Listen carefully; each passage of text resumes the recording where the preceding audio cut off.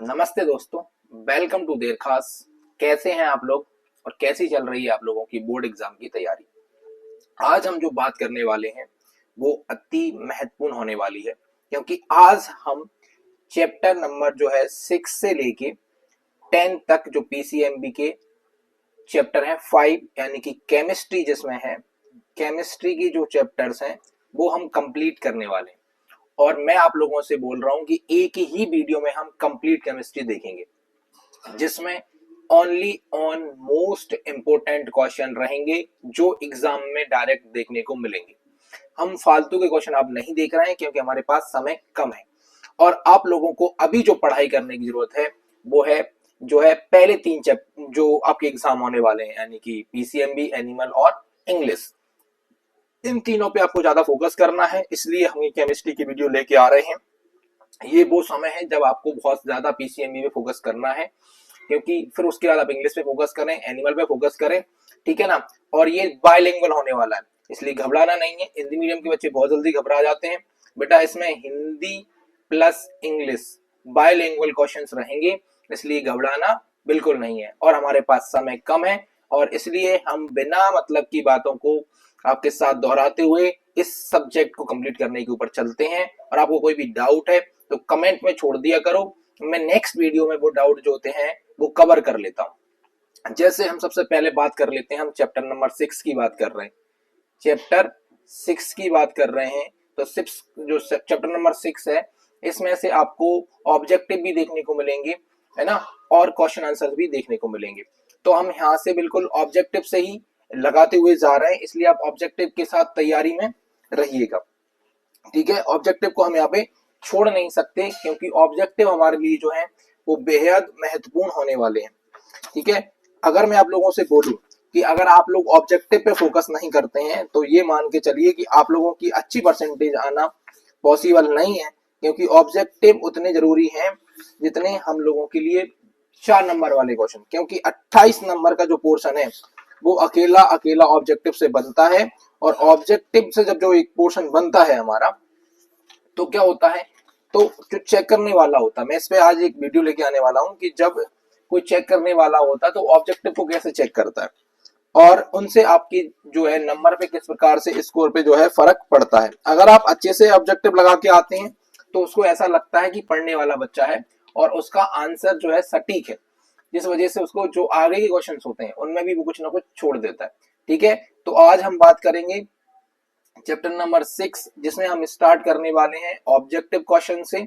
और objective question में हमारे पास पहला ही क्वेश्चन आप लोगों के पास है जो हिंदी इंग्लिश दोनों में आपको दिखाई देगा। पहला क्वेश्चन है, methane is compound composed of. जो मीथेन होता है वो किससे बना होता है, कंपोज्ड ऑफ, यानी कि मीथेन किससे बना है। तो ये समतलीय होता है, मतलब बनावट कैसी होती है, पिरामिडीन अनुसार होता है या फिर रोम्बोहेड्रल होता है या ऑक्साहेड्रल होता है।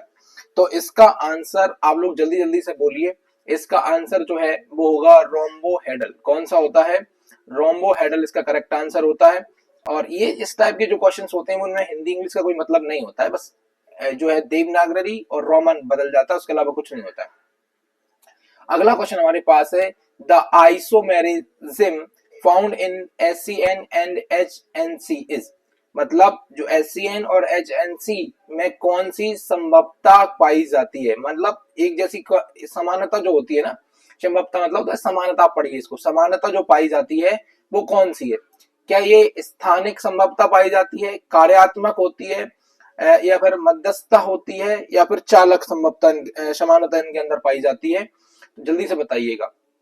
तो अगर मैं बात करूं तो आइसोमेरिज्म जो फाउंड होते हैं, मतलब HCN और HNC होता है, इन दोनों के अंदर कंडक्टिविटी जो होती है वो समान होती है। क्या होती है, कंडक्टिविटी जो है, चालकता जो होती है वो इनके अंदर कैसी होती है, समान होती है। मोस्ट क्वेश्चन आएंगे, मैं टिक करवाऊंगा आप लोगों को, टेंशन नहीं लेना है ना। Bio energy theory was proposed by. इनमें से बायो केमिस्ट्री जो बायो एनर्जी थ्योरी है वो किसने दी थी, तो इस पे लगाइए मोस्ट। ये आप लोगों को दी गई थी ब्रिजलियस के अनुसार। किसने दी थी, ये ब्रिजलियस ने दी थी, यानी कि जैव ऊर्जा सिद्धांत किसके द्वारा प्रतिपादित किया गया, तो ये किया गया ब्रिजलियस के अनुसार। किसके अनुसार, ब्रिजलियस के अनुसार। उसके आगे देखिए, which organic compound was first produce in the laboratory, इनमें से प्रयोगशाला में सबसे पहले कौन सा ऑर्गेनिक जो यौगिक बनाया गया। देखो जो ब्रिजिलियस थे ना, ये ब्रिजिलियस ये क्या कह रहे थे कि कोई भी ऑर्गेनिक कंपाउंड कभी भी लैब में नहीं बनाया जा सकता, ये हमेशा क्या होगा जो ऑर्गेनिक सब्सटेंस होते हैं उनसे ही मिलेगा, ठीक है ना। तो ऑर्गेनिक कंपाउंड को भी लैब में नहीं बनाया सकता। फिर इनका ये एक शिष्य हुआ, इनका एक शिष्य हुआ जिसका नाम था होलर। क्या नाम था? होलर। होलर भाई साहब ने क्या किया, अपने गुरु को जो है गलत साबित करके यूरिया यूरिया जो है इसको जो है लैब के अंदर बना दिया। तो पहला लैब के अंदर बनने वाला जो सब्सटेंस है वो है यूरिया, और बनाने वाले व्यक्ति का नाम था होलर। और होलर किसका शिष्य था? ब्रिजिलियस का। और ब्रिजिलियस ने दी थी जैव ऊर्जा सिद्धांत, यानी कि इनके अनुसार कोई भी ऑर्गेनिक कंपाउंड जो है कभी भी लैब में बनाया नहीं जा सकता। इसलिए जो शिष्य होते हैं वो हमेशा गुरु से आगे निकल जाते हैं। इसलिए हम आप लोगों से ये उम्मीद करते हैं कि आप भी हमसे आगे निकलें, ठीक है। फिर आगे बात करते हैं एरोमेटिक कंपाउंड्स की। किसकी बात करते हैं? एरोमेटिक कंपाउंड्स की। तो एरोमेटिक जो कंपाउंड होते हैं वो क्या है? क्या वो मीथेन है, एसिटिलीन है, मिथाइल अल्कोहल है, या फिर बेंजीन है? तो methane, alcohol, methyl alcohol, benzene, इनमें से आप मुझे बताइए जरा कि एरोमेटिक कंपाउंड कौन सा है इनमें। देखो अगर आप देखोगे तो उसमें अकेला बेंजीन जो है वो एरोमेटिक कंपाउंड में आता है। कौन सा आता है? ओनली ऑन बेंजीन अकेला एरोमेटिक कंपाउंड में आता है। अब ये बहुत इंपॉर्टेंट क्वेश्चन है, इस पे भी आप मोस्ट लगा लीजिएगा। क्या लगा लीजिएगा? मोस्ट लगा लीजिए। इससे पहले ये वाला क्वेश्चन था ना, ये यूरिया पहला लैब में बनने वाला, इस पे भी मोस्ट लगाइए, ठीक है। इनको अच्छे से टिक करके अच्छे से देख के जाना है। जैसे IUPAC नेम ऑफ C2H5OH, तो आपको पता ही है कि अगर OH लगा है इसका मतलब ये एल्कोहल होगा। क्या होगा? अगर इसके पीछे OH लगा है तो इसका मतलब एल्कोहल होगा। तो इनमें एथिल एल्कोहल है, इथेनॉल है, मेथेनॉल है, मिथाइल एल्कोहल है। जल्दी से इसका आंसर मारिए। तो आपको पता है चारों ही एल्कोहल है कि इसमें नॉल लगे हुए हैं सब में। तो अगर बात करें इथेनॉल, कौन सा है ये? इथेनॉल का फॉर्मूला है, लगा दीजिए इथेनॉल। तो C2H5OH क्या होता है? इथेनॉल होता है। क्या होता है? इथेनॉल होता है। चलिए आगे बात करते हैं main property of organic compound. तो दे आर कोवेलेंट, कार्बनिक यौगिकों के मुख्य गुण क्या हैं? वे सहसंयोजी होते हैं। इसके अलावा they melting and boiling point are very high, उनके गलनांक और क्वथनांक बहुत अधिक होते हैं। पानी में अत्यधिक घुलनशील होते हैं। They highly soluble in water, they are more active, इसके अलावा ये ज्यादा एक्टिव होते हैं। जल्दी से इसका आंसर कमेंट में बोलिएगा, जल्दी बोलिए इसका आंसर। देखो आप लोग है ना, मैं आपको बताऊं कि क्लास लाइव है नहीं है वो अलग बात है, हम आपके आंसर के रिप्लाई कमेंट्स में करते हैं, इसलिए आप इनके जो है आंसर हमेशा बोला करो। जब भी मैं बोलूंगा कमेंट में इसका आंसर दो तो आपको आंसर देना है।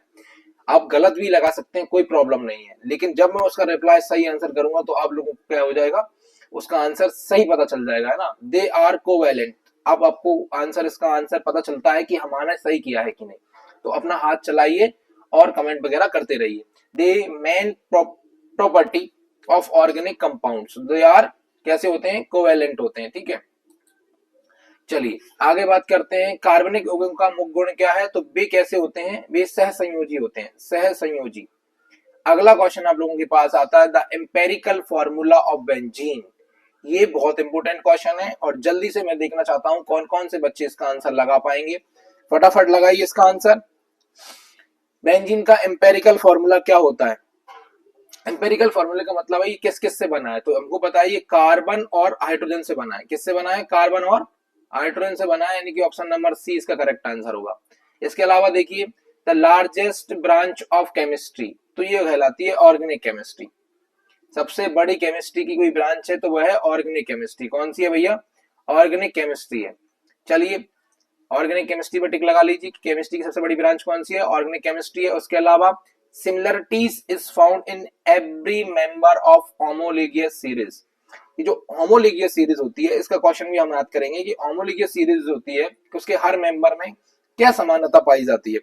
ये आप लोगों ने अगर 2 नंबर में इसका क्वेश्चन आता है वो अगर आपने याद किया होगा तो आप लोगों को पता चलेगा। इसमें क्या होता है, ये ट्रिपिकल ग्रुप्स इनके अंदर पाए जाते हैं। क्या होते हैं? ट्रिपिकल ग्रुप्स होते हैं, यही इनके अंदर समानता है, यानी कि ऑप्शन नंबर 3 खास ग्रुप इसके अंदर होते हैं, ये है। अब मैं आप लोगों से बोल रहा हूं कि आपको ये 10 के 10 टिक द करेक्ट है, ये पूरे अच्छी तरीके से याद करने हैं, क्योंकि भैया बोई के बोई क्वेश्चन आपको यहाँ देखने को मिलेंगे। जैसे अगर मैं बात करूं, देखो इसमें इन्होंने बोला है vector density is the molecular weight, मतलब अगर आपसे पूछेगा तो ये कितनी हो जाएगी, 1/2 हो जाएगी। इसको याद कर लीजिएगा। मॉलिक्यूलर फॉर्मूला ऑफ बेंजीन, तो मॉलिक्यूलर फॉर्मूला बेंजीन का अभी आप थोड़ी देर पहले ही मैंने आपको पढ़ाया था, C6H6 क्या होता है, ये होता है C6H6 होता है, ये ऊपर भी पढ़ लिया हमने, बस ये 2 क्वेश्चन इसमें से याद कर लीजिएगा, है ना। ये अगर आपको करने हैं तो देखिए जरा, वाष्प घनत्व का आणविक भार कितना होता है, 1/2 होता है। कितना होता है, 1/2 होता है। बेंजीन का आणविक सूत्र कितना होता है, बेंजीन का आणविक सूत्र होता है भैया C6H6, ठीक है। एकल श्रृंखला का समान सूत्र आपको पता ही है, ये वाला है CnH2n+2, ठीक है। इसके अलावा होलर, ये इंपोर्टेंट क्वेश्चन है, इसको भी लगाइए कि होलर ने प्रयोगशाला में एक कंपाउंड बनाया, कौन सा, यूरिया, यूरिया बनाया, है ना। इधर आप लगाइए 7th वाला क्वेश्चन, यहाँ पे लगाइए जरा से, होलर ने क्या बनाया, होलर ने क्या बनाया, यूरिया बनाया लैब के अंदर। और पहला ऑर्गेनिक कंपाउंड जो लैब में बना उसका नाम भी क्या हुआ, उसका नाम भी भैया यूरिया हुआ, ठीक है। आगे बढ़ते हैं, आगे बढ़ते हैं और देखते हैं, ये सब तो हो गए तुम्हारे ना। चलिए अब हमारे पास जो है ट्रू फॉल्स हैं, तो आप ट्रू फॉल्स याद यहाँ पे बस एक बार पढ़ेंगे, याद नहीं करेंगे चलेगा, यहाँ से आपको पैर भी देखने को नहीं मिलेगा, ठीक है। अब हम बात करेंगे क्वेश्चन आंसर्स की। अब हम क्वेश्चन आंसर ओनली वही वाले क्वेश्चन आंसर्स देखेंगे जो क्या हो रहे हैं एग्जाम में आने की, जिनकी प्रोबेबिलिटी ज्यादा है। चलिए सबसे पहले हम आ जाते हैं, देखो वेरी शॉर्ट, इसके क्वेश्चन आंसर आपको नहीं देखनी, हटा दीजिएगा, नहीं देखने, छोड़ो। पढ़ के, अगर आपने पढ़ रखे हैं पहले से, पढ़ के जाइए। अगर नहीं पढ़ा है तो नया क्वेश्चन अब हम नहीं पढ़ेंगे। पहला ही क्वेश्चन है हमारे पास, write definition of radical of groups, मतलब रेडिकल या ग्रुप्स की परिभाषा लिखिए। क्वेश्चन ज्यादा इंपॉर्टेंट नहीं है, लेकिन याद रखना है कि हर ऑर्गेनिक कंपाउंड आमतौर पर 2 हिस्सों में बना होता है। इन हिस्सों को रेडिकल या ग्रुप कहते हैं, मतलब कंपाउंड होता है वो 2 ग्रुप में बना होता है, जिसमें कार्बन और हाइड्रोजन दोनों पोर्शंस होते हैं। ये 2 तरह के होते हैं, पहला होता है एल्काइल ग्रुप, दूसरा होता है फंक्शनल ग्रुप। एल्काइल ग्रुप होता है एक, दूसरा होता है फंक्शनल ग्रुप, जो फंक्शन के हिसाब से बनाया जाता है। यह ग्रुप्स ऑर्गेनिक कंपाउंड की फिजिकल और केमिकल प्रॉपर्टी दिखाते हैं, है ना। ये क्या दिखाते हैं, फिजिकल और केमिकल प्रॉपर्टी दिखाते हैं। वो यहाँ पे दिया है कि every organic compound is usually made up of 2 parts, these parts are called radicals group, और ना क्या कहलाते हैं, रेडिकल्स और ग्रुप्स कहलाते हैं। दीज आर ऑफ 2 टाइप, एक एल्कली ग्रुप और दूसरा होता है फंक्शनल ग्रुप, 2 कैटेगरी होती हैं। These groups show the physical and chemical properties of the organic compound, जो ऑर्गेनिक कंपाउंड की फिजिकल और केमिकल प्रॉपर्टीज को हमारे पास दिखा रहा होता है, ठीक है। अच्छा क्वेश्चन था, याद रखना है। अगला क्वेश्चन हमारे पास है, what do you understand bye alkali radicals, give example. अभी मैंने आपको बताया ऊपर वही का वही है कि आप एल्कलाई जो होते हैं, एल्काइल रेडिकल्स से आप क्या समझते हैं, उदाहरण दीजिए। तो एल्केन हाइड्रोकार्बन्स के एक हाइड्रोजन एटम को हटाने के बाद जो हिस्सा बचता है उसे एल्कली रेडिकल्स कहते हैं। 2 ग्रुप थे, उनमें से हाइड्रोजन वाला जो पोर्शन हटा देते हैं हम, उसको अकेले एल्किल कहते हैं, बाकी वाले को ग्रुप बोलते हैं। यह ऑर्गेनिक मॉलिक्यूल्स की फिजिकल प्रॉपर्टी दिखाता है, इसे आर के द्वारा दिखाया जाता है। इसका जनरल फॉर्मूला होता है CnH2n+1। ये याद रखना है आपको बस थोड़ा सा, कि the part that remains after removing 1 hydrogen, एक हाइड्रोजन को हटाने के बाद, हाइड्रोजन के एक एटम्स को हटाने के बाद एल जो होता है ना, वो एल्केन जो होता है बचता है। एल्कली ग्रुप जो होता है ना, alkali hydrogen is called alkali radicals, है ना। It's display the physical properties of the organic molecule, जो कि जो ऑर्गेनिक मॉलिक्यूल्स होता है उसका क्या करता है, फिजिकल प्रॉपर्टी को दिखा रहा होता है। और इसका फॉर्मूला जो होता है वो होता है CnH2n+1। ये आप लोगों को याद रखना है, ठीक है। इसके बाद अगला क्वेश्चन आप लोगों का आता है, what do you understand by the physical functional और सिंबॉलिक ग्रुप्स, गिव एग्जांपल। ये अच्छा क्वेश्चन है, इसको टिक लगा लीजिएगा, टिक लगा लो कि आप फंक्शनल या सिंबॉलिक ग्रुप से क्या समझते हैं। तो देखिए, ऑर्गेनिक मॉलिक्यूल्स का वह हिस्सा जो कंपाउंड, जो कंपाउंड की केमिकल प्रॉपर्टी दिखाता है, जो कंपाउंड की केमिकल प्रॉपर्टी दिखाता है उसे फंक्शनल या जो कैरेक्टरिस्टिक ग्रुप्स कहते हैं। इसे एक्स के द्वारा दिखाया जाता है। किसके द्वारा दिखाया जाता है? एक्स के द्वारा। मुझे पता है आप लोग बोर हो रहे होंगे, लेकिन पहला चैप्टर और दूसरा चैप्टर ही ऐसा है जो बोर होने लायक है। उसके बाद आप लोगों को सब कुछ समझ में आएगा, लेकिन ये केमिस्ट्री है भाई साहब, तो याद तो करना पड़ेगा। आप लोगों को 18 नंबर का सवाल है। 18 नंबर एक ही वीडियो में मैं 100% आपसे कह सकता हूं कि इसी वीडियो से आपको देखने को मिलेगा। थोड़ा सा सब्र बना के रखिए, ठीक है। वीडियो को एक बार, दो बार, तीन बार देखोगे तो आपको सब कुछ समझ में आएगा और क्वेश्चंस भी याद होंगे। तो उन्होंने पूछा है कि what do you understand by the functional और सिंबॉलिक ग्रुप्स। तो सिंबॉलिक ग्रुप्स या फंक्शनल ग्रुप्स क्या होते हैं? आप फंक्शनल और सिंबॉलिक ग्रुप्स के क्या समझते हैं? तो the parts of the organic molecules which display, जो ये दिखाते हैं द केमिकल प्रॉपर्टीज। आपको पता है रेडिकल्स जो ग्रुप्स थे वो फिजिकल प्रॉपर्टी दिखा रहे हैं, और जो सिंबॉलिक ग्रुप्स होते हैं, है ना, ये क्या दिखा रहे होते हैं? ये केमिकल प्रॉपर्टीज दिखा रहे होते हैं। The compounds is called functional और characteristics group. Characteristics group it is represent by X, जबकि रेडिकल को दिखाते हैं आर से। एग्जांपल है CHO ना, एल्डिहाइड, और OH जो होता है वो एल्कोहल दिखाता है, और O जो होता है वो ईथर दिखाता है, ठीक है ना। यहाँ पे दिया है कि ऑर्गेनिक मॉलिक्यूल्स का वैसा जो कंपाउंड्स की केमिकल प्रॉपर्टी दिखाता है उसे फंक्शनल या कैरेक्टरिस्टिक ग्रुप कहते हैं। इसे एक्स दिखाया जाता है, और इसमें आता है एग्जांपल, अगर आप देखोगे CHO लगा है इसका मतलब है एल्डिहाइड, OH लगा है इसका मतलब है एल्कोहल, और O लगा है उसका मतलब है ईथर। ये हमेशा याद रखना है, ठीक है। चलिए भाई लोग आगे चलते हैं। अगर आप लोगों से बोले सबसे इंपॉर्टेंट क्वेश्चन अभी तक जो आया है उसमें है ये, व्हाट इज आयुपेशी। व्हाट इज आयुपेशी, इस पे लगाइए वेरी वेरी मोस्ट। क्या लगाइए? वेरी वेरी मोस्ट, कि व्हाट इज आयुपेशी। अब हम देखते हैं, यहाँ पे आप लोगों को आंसर दिख रहा है, हिंदी इंग्लिश दोनों का एक साथ दिखे। मैं बस ये चाहता हूं जिससे आप लोगों को समझने में भी और मुझे समझाने में भी आसानी हो जाती है, ठीक है। इन्होंने बोला है कि आयुपेशी क्या है, समझाइए। तो ये बहुत इंपॉर्टेंट है। अगर आप देखोगे 10, 12, 19 में पूछा गया है, आने की फुल संभावना है। वेरी वेरी मोस्ट डालना है। देखिए यह ऑर्गेनिक कंपाउंड का नाम रखने का सिस्टम है। मतलब जो ऑर्गेनिक कंपाउंड्स होते हैं उनके नाम रखने का क्या है, ये सिस्टम है आयुपेशी का पूरा नाम। इसका फुल फॉर्म याद रखना, एक नंबर में ही पूछेगा। International union of pure and applied chemistry, यही याद रखना है हिंदी वालों को भी और इंग्लिश वालों को भी, है ना। क्या होता है? International union of pure and applied chemistry. इस सिस्टम का मकसद यह है कि हर ऑर्गेनिक कंपाउंड का नाम एक ही तरीके से दिया जाए, जिससे इंटरनेशनल में उसको समझने में कोई दिक्कत ना आए, और उसका उच्चारण अंग्रेजी में भी एक जैसा हो। इस सिस्टम के अनुसार हर ऑर्गेनिक कंपाउंड, एक कंपाउंड का नाम दो हिस्सों से बना होता है, जिसे प्रीफिक्स और सफिक्स कहते हैं, ठीक है। तो आप लोगों को याद रखना है कि this is the system of naming. आपसे पूछेगा what is IUPAC, this is the system of naming organic compound. Organic compound की सिस्टम, नाम देने का एक सिस्टम है। The full form of the IUPAC is International Union of Pure and Applied Chemistry. The purpose of this system is the name of every organic compound should be given the same way.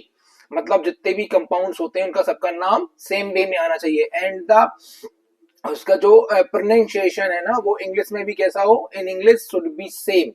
मतलब English में भी उनका pronunciation कैसा होना चाहिए, same होना चाहिए। According to this system every organic compound, the name of compound is made of two parts. Every compound कितने नाम से पार्ट से बना होता है, दो से।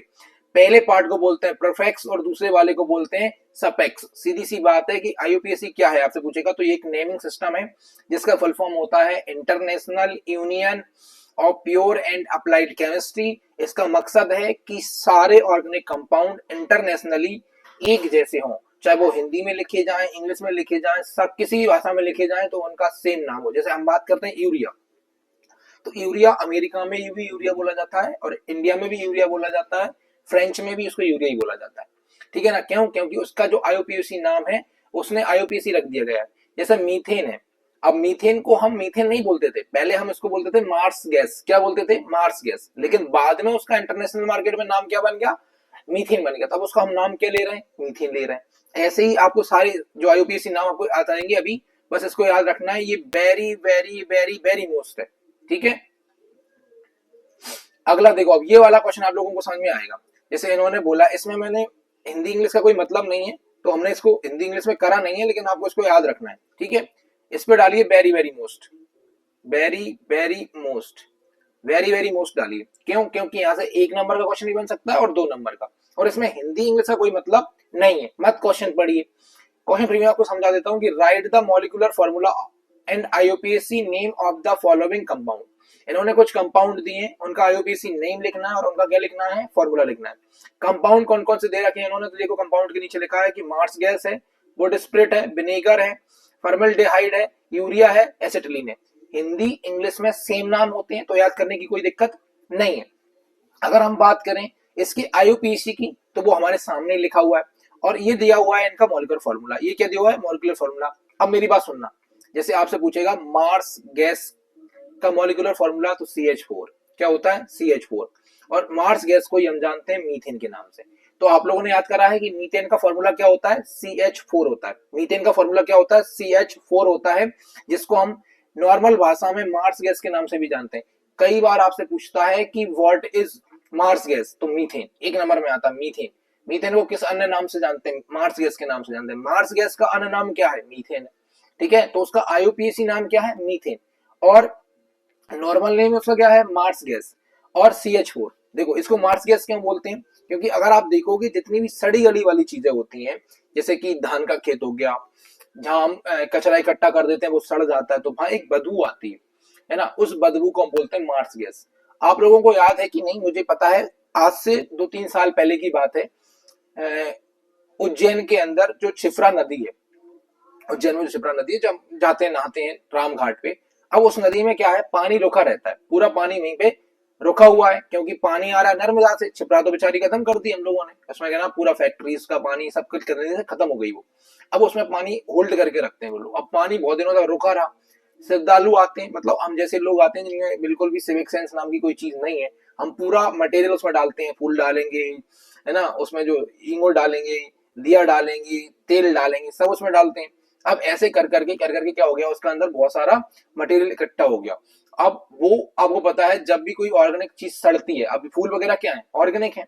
अब ये सब इकट्ठे होते हैं और सड़ते हैं, तो वहां पे एक गैस निकलती है जिसको हम बोलते हैं मार्स गैस। क्या बोलते हैं? Marsh gas. क्योंकि ये हवा में मिलने से क्या होती है? जलती है। जैसे हवा में आती है तो ब्लास्ट कर जाती है, हवा के संपर्क में आती है तो क्या कर जाती है? ब्लास्ट कर जाती है। तो इसको मार्स गैस बोलने लगे। ठीक है, अब वैसे ही वहां पे उज्जैन में क्या हुआ? पानी में से आग निकलने लगी, क्योंकि गैस रिलीज होती और हवा के आने से आग जलने लगती। लोग बोल रहे हैं चमत्कार, चमत्कार वगैरह कुछ नहीं है, हम लोगों के पाप है। ठीक है, तो इसको बोलते हैं मार्स गैस। इसके अलावा इसका मार्स गैस नाम रखने का कारण है, ये कोयले की खदानों में मिलती थी। कहाँ मिलती थी? कोयले की खदानों में, क्योंकि कोयले ऑर्गेनिक कंपाउंड है, दबा रहता था, तो वहां से गैस रिलीज जब भी होती थी तो वहां पे ब्लास्ट हो जाने लगता था, तो उसको बोलते थे मार्स गैस। एक गैस निकलती है, कौन सी है? मार्स। तो बाद में पता चला कि आईयूपीएसी ने इसका नाम क्या रख दिया? मीथेन रख दिया। क्या रख दिया इसका नाम? मीथेन। अब मार्स गैस जाके आप अमेरिका में बोलोगे, यूरोप में बोलोगे तो वो नहीं समझेंगे, लेकिन आप मीथेन बोलोगे तुरंत समझेंगे, क्योंकि मीथेन जो है आईयूपीएसी और इंटरनेशनल मार्केट में सेम है। दूसरा होता है वुड स्प्रिट। वुड स्प्रिट को भाई साहब हिंदी इंग्लिश में वुड स्प्रिट ही पढ़ते हैं, लकड़ी का बुरादा। इसका फॉर्मूला अगर आप देखोगे तो बनेगा CH3OH, और इसे बोलते हैं मीथेनॉल। क्या बोलते हैं? मीथेनॉल। इसके अलावा विनेगर, विनेगर तो आपको पता है, विनेगर को विनेगर बोलते हैं, और इसको आप सीरा के नाम से भी जानते हो, लेकिन आप विनेगर याद रखिए, विनेगर।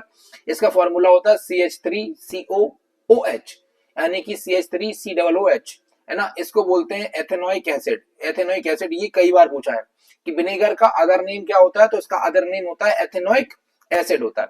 फॉर्मल्डिहाइड, इसको CH2O यानी कि मेथेनॉल, मेथेनल के नाम से जाना जाता है।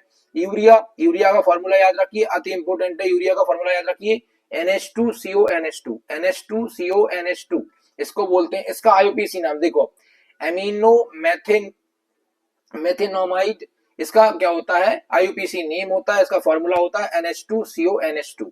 इसके अलावा एसीटोन, एसीटोन को हम एसिटीन, एसीटोन जो होता है इसे बोलते हैं CH3COCH3। इसका क्या होता है? इसका नाम होता है प्रोपेनॉन, है ना, प्रोपेनॉन होता है इसका नाम। तो याद रखना है आपको, marsh gas, would spread, vinegar, formaldehyde और यूरिया और एसीटोन, इनके फॉर्मूले और इनके आईयूपीएसी नेम आपको याद रखना है। मोस्ट डाल लीजिए इस पे भैया, वेरी मोस्ट डाल लीजिए, क्योंकि यहाँ से 1 नंबर में क्वेश्चन भी आ सकता है और ये पूरा का पूरा ऐसे का ऐसा आपको बड़े क्वेश्चन के अंदर भी देखने को मिल सकता है, अति इंपोर्टेंट है। ठीक है, तो आप हिंदी मीडियम के इंग्लिश मीडियम के, उससे कोई फर्क नहीं पड़ता, इस क्वेश्चन को लिख के याद रखना है अच्छी तरीके से, बहुत वेरी इंपोर्टेंट क्वेश्चन है ये। चलिए उसके बाद अगर हम बात करें, अगला क्वेश्चन हमारे पास है, right any 3 characteristics of carbon. Carbon की कोई 3 कैरेक्टरिस्टिक्स लिखनी है। देखो हमें याद दिया है हिंदी में, पहले हिंदी में पढ़ लेते हैं, है ना। कार्बन की कोई 3 विशेषताएं लिखिए, ये भी इंपोर्टेंट क्वेश्चन है, मोस्ट इंपोर्टेंट क्वेश्चन है, देख लेना इसको। देखिए, कार्बन परमाणु के सबसे बाहरी कोष में 4 इलेक्ट्रॉन होते हैं, तो हमसे पूछेगा कि इसकी कैरेक्टरिस्टिक लिखनी है, तो आपको याद रखना है कि बाहरी जो कोर्स होता है, सबसे लास्ट का जो आउटर मोस्ट सेल होती है, उसके अंदर कितने इलेक्ट्रॉन्स होते हैं, 4 होते हैं। ठीक है, अब जैसे कार्बन की 4 वैलेंसी होती है, कार्बन की वैलेंसी भी कितनी होती है, 4 क्यों होती है, क्योंकि आउटर मोस्ट सेल में कितने चाहिए, 8 है, कितने 4, तो कितने और चाहिए, तो 4। ये वैलेंसी रेम्बो हेल्डाइड क्रम में व्यवस्थित होती है। रोम्बो हेल्डाइड जो मैंने 1 नंबर में देखा था, है ना। कोटेशन गुण कार्बन परमाणु में सबसे आमतौर पर पाया जाता है। कार्बन परमाणु आसानी से HON और अन्य तत्वों के साथ संयोजन बंध बना लेता है। मेरी बात ध्यान सुनो, आपने देखा होगा C कहां दिखता है, CH2, CO2, है ना, CN, इनके साथ ही दिखता है, क्योंकि कार्बन जो है वो हाइड्रोजन, ऑक्सीजन और नाइट्रोजन के साथ आसानी से जुड़ जाता है, इसलिए। अब देखिए यहाँ पे अगर मैं बात करूं, देखो इंग्लिश वाले, the carbon atoms has 4 electrons in the outermost shell, carbon has 4 valency, these valency are arranged in the rhombohedride orders, है ना। ये क्या है, certain property of the most commonly found in the carbon atoms. इसके अलावा carbon atoms easily form covalent bond with the HON and other elements. आपको याद रखना है ये कार्बन की क्या होती है, प्रॉपर्टी होती है। अच्छा क्वेश्चन है, याद रखना है। अब आता है इंपोर्टेंट क्वेश्चन वापस से, ये वाला क्वेश्चन बहुत इंपोर्टेंट है, 7 वाला। देखिए यही एक साथ समझेंगे, आप लोगों को अगर हिंदी में देखना है तो ये हिंदी में दिया हुआ है, मैं आपको यहीं पे समझा देता हूँ सारी चीजें क्या है। देखिए, right any 3 names of the source of organic compound. कोई भी 3 सोर्स के नाम लिखिए जहां से ऑर्गेनिक कंपाउंड मिल रहा है। सबसे पहले हम बात कर लेते हैं एनिमल। एनिमल का मतलब होता है पशु या जानवर। क्या होता है, पशु। अब पशु से हमको क्या मिल रहा होता है, तो पशु से ऑर्गेनिक कंपाउंड कौन कौन से मिल रहे होते हैं, तो प्रोटीन, हिंदी में प्रोटीन को प्रोटीन बोलते हैं भाई। फैट, फैट को वसा बोलते हैं। यूरिया, तो यूरिया को यूरिया बोलते हैं। विटामिन को विटामिन बोलते हैं। आप लोग बहुत ही उस टाइप के लोग हैं कि आपको हर चीज हिंदी में चाहिए होती है। जैसे कि देखो, पहला सोर्स हमारे पास क्या है, जानवर है, एनिमल है, तो एनिमल से हमको मिलेगा प्रोटीन, फैट, यूरिया, विटामिन। ठीक है, ये 4 चीजें हमको क्या मिल रही होती है, ऑर्गेनिक कंपाउंड मिल रहे होते हैं। प्लांट से कौन कौन से ऑर्गेनिक कंपाउंड मिलते हैं, प्लांट का मतलब होता है पौधे। क्या होते हैं, पौधे। पौधों से हमको मिल रहा होता है cellulose, starch, sugar, citric acid. Cellulose, starch, sugar, citric acid. Cellulose, starch, sugar, citric acid. आप लोगों को ये याद रखना है, क्योंकि क्वेश्चन पूछेगा इनमें से कौन सा एनिमल कंपाउंड है, कौन सा प्लांट से मिलने वाला कंपाउंड है। तो एनिमल से मिलने वाले कंपाउंड्स में हम बात करेंगे प्रोटीन है, फैट है, यूरिया है, विटामिन है। प्लांट्स की अगर हम बात करेंगे तो सेलुलोज है, स्टार्च है, सुगर है, सिट्रिक एसिड है। बिटुमिन की अगर हम बात करें तो बिटुमिन में हमको मिलता था बेंजीन मिल जाता है, इसके अलावा नेफ्थलीन मिल जाता है ना। इस बस ये दोनों याद रखना है, बेंजीन और नेफ्थलीन। इसके अलावा पेट्रोलियम, पेट्रोलियम से पेट्रोल, डीजल, केरोसिन मिल जाता है। देखिए जरा, बिटुमिन से मिलेगा बेंजीन, नेफ्थलीन और रंग, इसके अलावा रंग भी इससे मिल जाते हैं, है ना। पेट्रोलियम से पेट्रोल, डीजल, मिट्टी का तेल यानी केरोसिन ऑयल मिल जाता है। ठीक है, तो ये आप लोगों को वेरी वेरी मोस्ट है, डाल लीजिए इस पे वेरी वेरी मोस्ट। और इसको याद रखना है कि कौन कौन से जो है ना ऑर्गेनिक कंपाउंड हमको एनिमल से मिलते हैं, कौन कौन से ऑर्गेनिक कंपाउंड हमको पौधों से मिलते हैं, कौन कौन से हमको विटामिन से और कौन कौन से पेट्रोलियम से मिल रहे होते हैं। पेट्रोलियम आपको पता है ना ऑर्गेनिक कंपाउंड है भाई साहब, इसलिए तो ये लिमिटेड है, इसलिए तो आप लोगों से बोला जाता है कि ईबी की तरह शिफ्ट होइए, ये वो करिए। ठीक है ना। अगला हमारे पास क्वेश्चन है, राइट द कैरेक्टरिस्टिक्स एंड की properties of the organic compound. Very very most, very very most. आप इसको बोल सकते हैं कि 5 स्टार क्वेश्चन है। कितने स्टार क्वेश्चन है? 5 स्टार क्वेश्चन है। कहीं भी किसी भी कारण से इसको छोड़ा नहीं जा सकता है ना। इस बार आने के लिए सबसे इंपॉर्टेंट क्वेश्चनों में से एक क्वेश्चन है ये कि ऑर्गेनिक कार्बनिक यौगिक की विशेषता क्या है। तो आपको बता दे रहे हैं कार्बनिक यौगिकों की विशेषता यानी गुण लिखिए, कोई भी 3 लिखना है। कैरेक्टरिस्टिक्स ऑफ द कार्बनिक कंपाउंड्स। तो पहली है यह यौगिक CHON आदि तत्वों में से बने होते हैं। आपको पता है ऑर्गेनिक कंपाउंड जितने हैं वो CH है, CHON, ये यानी कार्बन, हाइड्रोजन, ऑक्सीजन, नाइट्रोजन, इन चारों के अलावा उसमें कुछ होता ही नहीं है। बस ये इनके मॉलिक्यूल्स क्या होते रहते हैं, कम ज्यादा होते रहते हैं।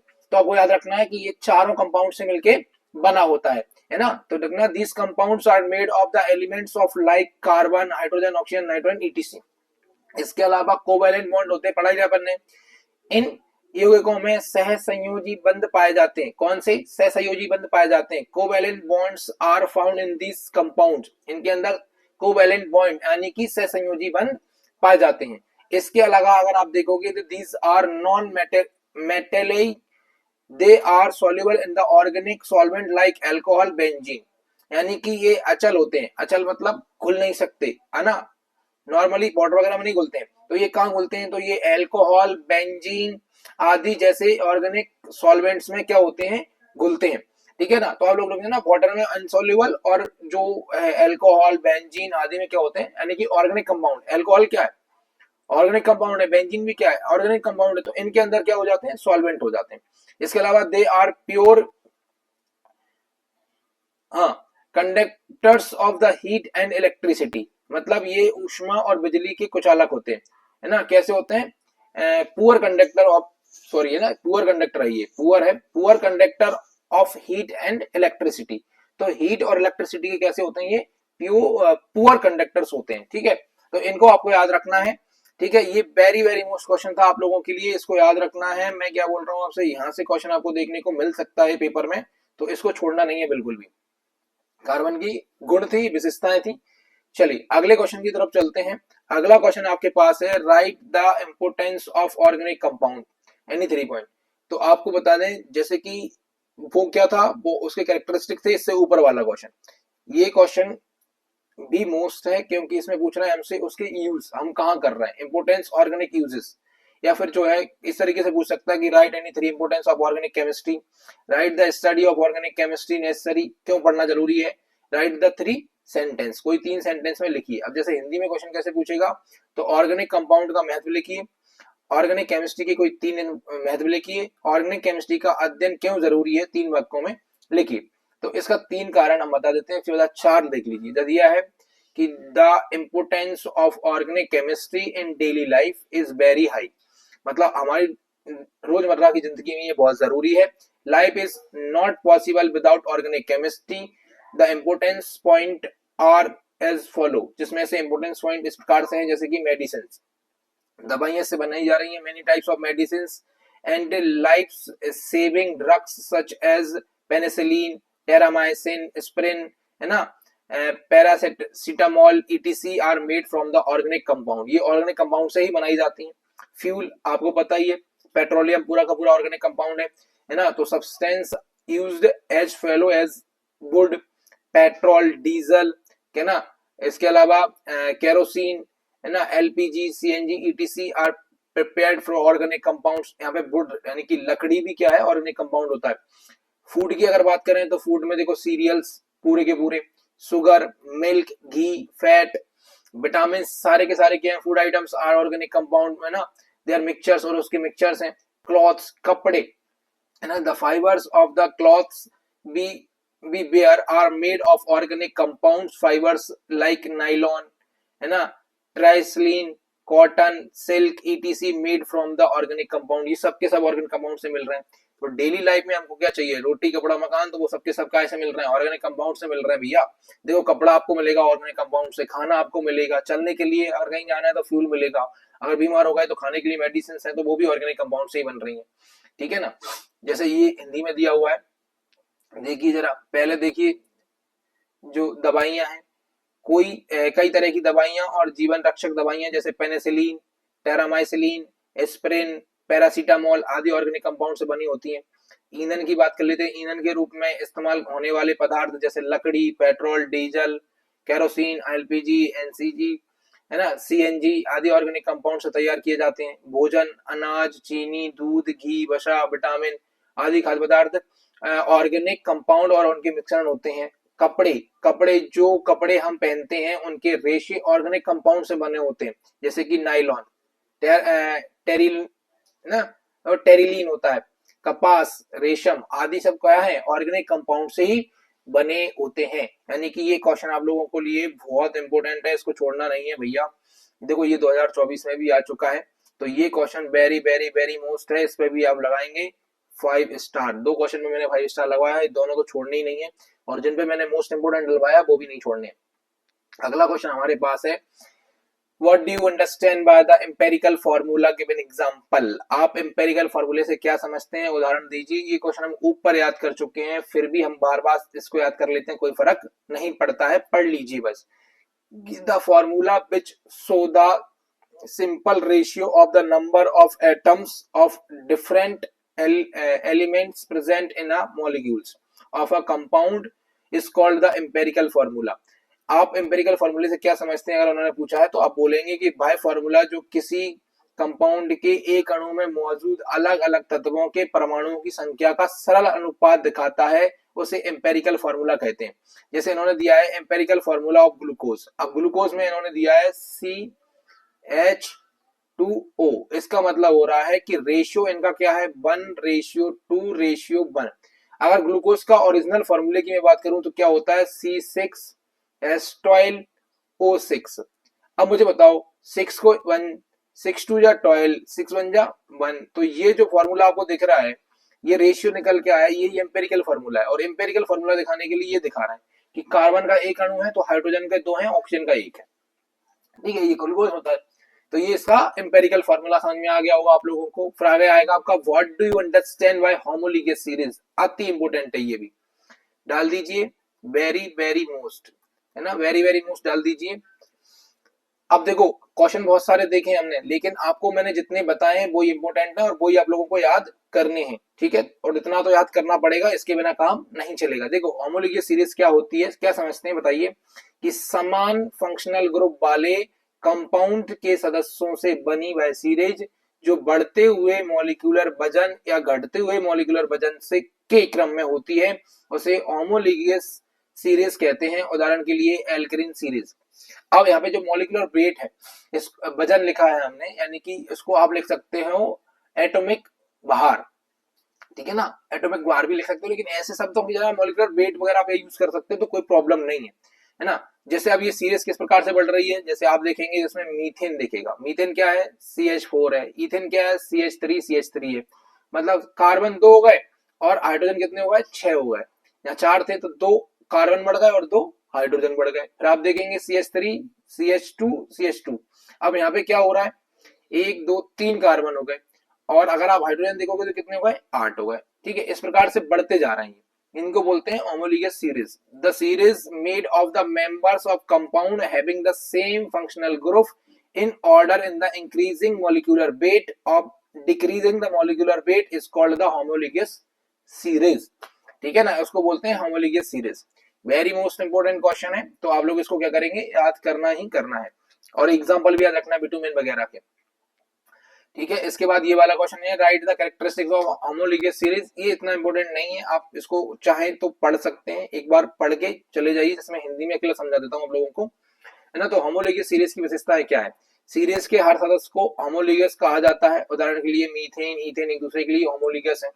एक सीरीज के सभी सदस्यों को एक ही समान फॉर्मूले से दिखाया जाता है। उदाहरण के लिए एल्केन सीरीज का समान फॉर्मूला क्या होता है, CnH2n+2, पहले सबका फॉर्मूला यही रहेगा, ऐसे ही लिखा जाएगा। एक सीरीज के दो लगातार सदस्यों के बीच CnCH2 का समान अंतर होता है, ये मैंने आपको अभी दिखाया था ना, कि एक कार्बन और 2 हाइड्रोजन बढ़ते हुए जा रहे हैं। एक कैटेगरी के सभी सदस्यों में एक समान फंक्शनल ग्रुप होते हैं। सभी के फंक्शनल ग्रुप कैसे होते हैं, एक समान, इसलिए उनके ज्यादातर रासायनिक गुण समान होते हैं। वो एग्जांपल से लिखना जरूरी नहीं है आप लोगों के लिए। अगला दिया है, write the characteristics of the aromatic compound, छोड़ दो, कोई दिक्कत नहीं है। अब आपको क्वेश्चन याद नहीं करने, ये वाले नहीं, ये भी यहां से आपका जो है आप लोगों के लिए अब क्वेश्चन आपको याद नहीं करने, देख लेते हैं ऑप्शन कोई है क्या है, ये वाला कर लीजिए, ये भी वेरी मोस्ट क्वेश्चन है, इसको भी आपको याद करना है। ये है आप लोगों का 5 स्टार क्वेश्चन, ऑर्गेनिक और इनऑर्गेनिक कंपाउंड्स, हिंदी में भी दिया है, पहले हम हिंदी में ही बता देते हैं, बच्चे घबरा जाएंगे नहीं तो। ये है ऑर्गेनिक कंपाउंड, ऑर्गेनिक और इनऑर्गेनिक कंपाउंड के बीच में क्या करना है, अंतर बताना है। ऑर्गेनिक को हम बोलते हैं कार्बनिक पदार्थ, कार्बनिक कार्बनिक पदार्थ, और इन्हें बोलते हैं अकार्बनिक पदार्थ, ऑर्गेनिक पदार्थ। दो प्रकार के पदार्थ होते हैं, ठीक है ना, ऑर्गेनिक और इनऑर्गेनिक, इनको क्या बोलते हैं, कार्बनिक और अकार्बनिक, आप लोगों को याद रखना है, ठीक है भाई साहब। चलिए, पहला है, ये कंपाउंड्स कार्बन हाइड्रोजन जैसे तत्वों से बने होते हैं। कहां से बने होते हैं, ये कार्बन और हाइड्रोजन जैसे तत्वों से बने होते हैं। ये कंपाउंड धातु अधातु तत्वों के संयोजन से बने होते हैं, इसमें कार्बन अकार्बन नहीं होता है। इसके अलावा इनमें कोवैलेंट बॉन्ड पाया जाता है, कोवैलेंट बॉन्ड यानी कि सहसंयोजी बंध पाया जाता है, इसमें लिख सकते हैं आप सहसंयोजी बंध पाया जाता है। इनके अंदर, इनमें इलेक्ट्रोवायलेंट बॉन्ड पाया जाता है ना, इसमें कौन सा होता है, इलेक्ट्रोवायलेंट बॉन्ड पाया जाता है, ये याद रखना है।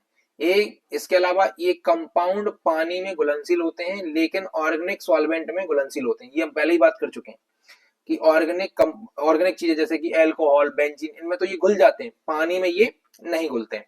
इसमें भी याद रखनी है, ये जल में घोल में आयनिक रूप होते हैं, आयनित होते हैं, मतलब कि कुछ घुल जाते हैं, कुछ नहीं घुलते हैं, कुछ मात्रा घुल जाती है, ऐसा बोल सकते हैं। इसके अलावा अगला है, इनकी आयनीकरण नहीं होता है, इनमें आयनीकरण नहीं होता है, इनमें आयनीकरण होता है। इसके अलावा इनकी क्रियाएं धीमी और मॉलिक्यूलर होती हैं, इनकी क्रियाएं तेज और आयनिक होती हैं, ठीक है ना। तो इस प्रकार से आपको क्या रखना है, इनका डिफरेंस याद रखना है, ठीक है। चलिए देखिए, जैसे कि these compounds are made of elements like the carbon, hydrogen, ETC. These compounds are made of the combinations of the metals and non-metals. ये कार्बन और हाइड्रोजन का मिक्सचर होते हैं, ये मेटल नॉन मेटल का मिक्सचर होते हैं। Covalent bond is found in this, इनमें क्या होता है, इनके अंदर कोवैलेंट नहीं होता, इनमें इलेक्ट्रोमोटिव जो बॉन्ड होता है वो पाया जाता है। These compounds are the insoluble in water but soluble in the organic solvent. These compounds are soluble in water but insoluble in organic compound. Organic compound में नहीं घुलेंगे, लेकिन वाटर में घुल जाएंगे, ये इसका उल्टा है। They do not undergo isolation, इनके अंदर they are the get ionisation होता है इनके अंदर। These actions are so and molecular, slow और मॉलिक्यूलर होती है। Their actions the rapid and the ionic होती है लेकिन फास्ट होती है, ठीक है ना। तो ऑर्गेनिक और इनऑर्गेनिक कंपाउंड में इनको डिफरेंस याद रखना है, ये भी वेरी मोस्ट है। क्या है, वेरी मोस्ट क्वेश्चन है भैया, वेरी मोस्ट, इसको भी लिख के याद रखना है। चलिए, अब ये चैप्टर हम लोगों का लगभग कंप्लीट है, यानी कि 6 चैप्टर हमारा कंप्लीट हो चुका है। अब हम बात करेंगे 7 चैप्टर की। हमारे पास समय कम है लेकिन इंपोर्टेंट है तो हमको करना तो पड़ेगा, ठीक है। चलिए चलते जाइए, अभी हम बात कर रहे हैं 7 चैप्टर की। 7 चैप्टर का नाम हम एक बार देख लेते हैं। 7 चैप्टर का नाम है हाइड्रोकार्बन्स। हिंदी इंग्लिश वालों ध्यान रखना, इसका सेम ही नाम होता है हाइड्रोकार्बन्स, बाद में बोलोगे, ठीक है। चलिए, अब हाइड्रोकार्बन्स की अगर हम बात कर लेते हैं तो हाइड्रोकार्बन्स हमारे लिए इंपोर्टेंट है, लेकिन अच्छी बात यह है कि इसमें से एक भी ऑब्जेक्टिव आपको देखने को नहीं मिलेगा, तो ऑब्जेक्टिव पे आपको बिल्कुल नजर नहीं मारनी है ना। जैसे कि अब हम बात कर रहे हैं तो हमको यहाँ से वेरी शॉर्ट क्वेश्चन से भी नहीं देखने हैं, शॉर्ट क्वेश्चन देखने को मिलेंगे, तो शॉर्ट क्वेश्चन हम देख लेते हैं। आप एल्केन से क्या समझते हैं, तीनों ग्रुप इसमें बहुत जरूरी होते हैं, वो आपको अति इंपोर्टेंट है और याद करना ही है। जैसे ये वाला है तो ये बहुत इंपोर्टेंट है, याद करना है इसको। आप एल्केन से क्या समझते हैं, आप संतृप्त हाइड्रोकार्बन से क्या समझते हैं, उदाहरण दीजिए। तो पहले हिंदी में समझ लेते हैं कि ऐसे हाइड्रोकार्बन जिनमें कार्बन परमाणु की संयोजकता हाइड्रोजन परमाणु द्वारा पूरी तरह से संतृप्त होती है, उन्हें संतृप्त हाइड्रोकार्बन कहते हैं। इनमें सी बॉन्ड यानी कि एकल बंध पाया जाता है। आईयूपीएसी प्रणाली में संतृप्त हाइड्रोकार्बन को एल्केन कहते हैं, मतलब संतृप्त हाइड्रोकार्बन है उसे एल्केन बोलने लगते हैं। क्या बोलते हैं, एल्केन बोलते हैं, जैसे कि मीथेन और इथेन इसी की कैटेगरी में आता है ना। ऐसे हाइड्रोकार्बन जिनमें कार्बन परमाणु की संयोजकता हाइड्रोजन परमाणु द्वारा पूरी तरह से संतृप्त होती है, उन्हें संतृप्त हाइड्रोकार्बन कहते हैं। इसमें एकल बॉन्ड पाया जाता है जो आईयूपीएसी के द्वारा एल्केन के नाम से जाना जाता है। अब इंग्लिश मीडियम वालों के लिए है कि hydrocarbon in which the valency of carbon atoms are completely saturated by hydrogen atoms are called saturated hydrocarbon. Single bond is found in them. In the IUPAC system, saturated hydrocarbons are called alkane. Example methane, ethane. ठीक है, इन दोनों को याद रखना है. अगला question हमारे पास है, what do you understand by alkane, give the example. Alkane क्या होता है, वही सेम है, अनसैचुरेटेड हो जाएगा, बस याद रखना है, इसको भी वेरी इंपॉर्टेंट है, ये भी पढ़ लेना. जैसे मैं बताता हूँ, देखो ऐसे हाइड्रोकार्बन जिसमें कार्बन परमाणु की संयोजकता हाइड्रोजन परमाणु द्वारा पूरी तरीके से संतृप्त नहीं होती, वो क्या था, संतृप्त होती है, संतृप्त नहीं होती है, उन्हें असंतृप्त हाइड्रोकार्बन कहते हैं. इनमें डबल बॉन्ड पाया जाता है. आईयूपीएसी प्रणाली में इन्हें एल्कीन के नाम से जाना जाता है, जैसे एथिलीन. एग्जांपल के लिए कौन है, एथिलीन है. सेम है, ये अनसैचुरेटेड है, वो सैचुरेटेड है. Hydrocarbons in which the valency of the carbon atoms are not completely saturated by the hydrogen atoms are called unsaturated hydrocarbons. Double bonds is found in them. In IUPAC system they are alkane. किस नाम से जाने जाते हैं, alkene के नाम से जाने जाते हैं.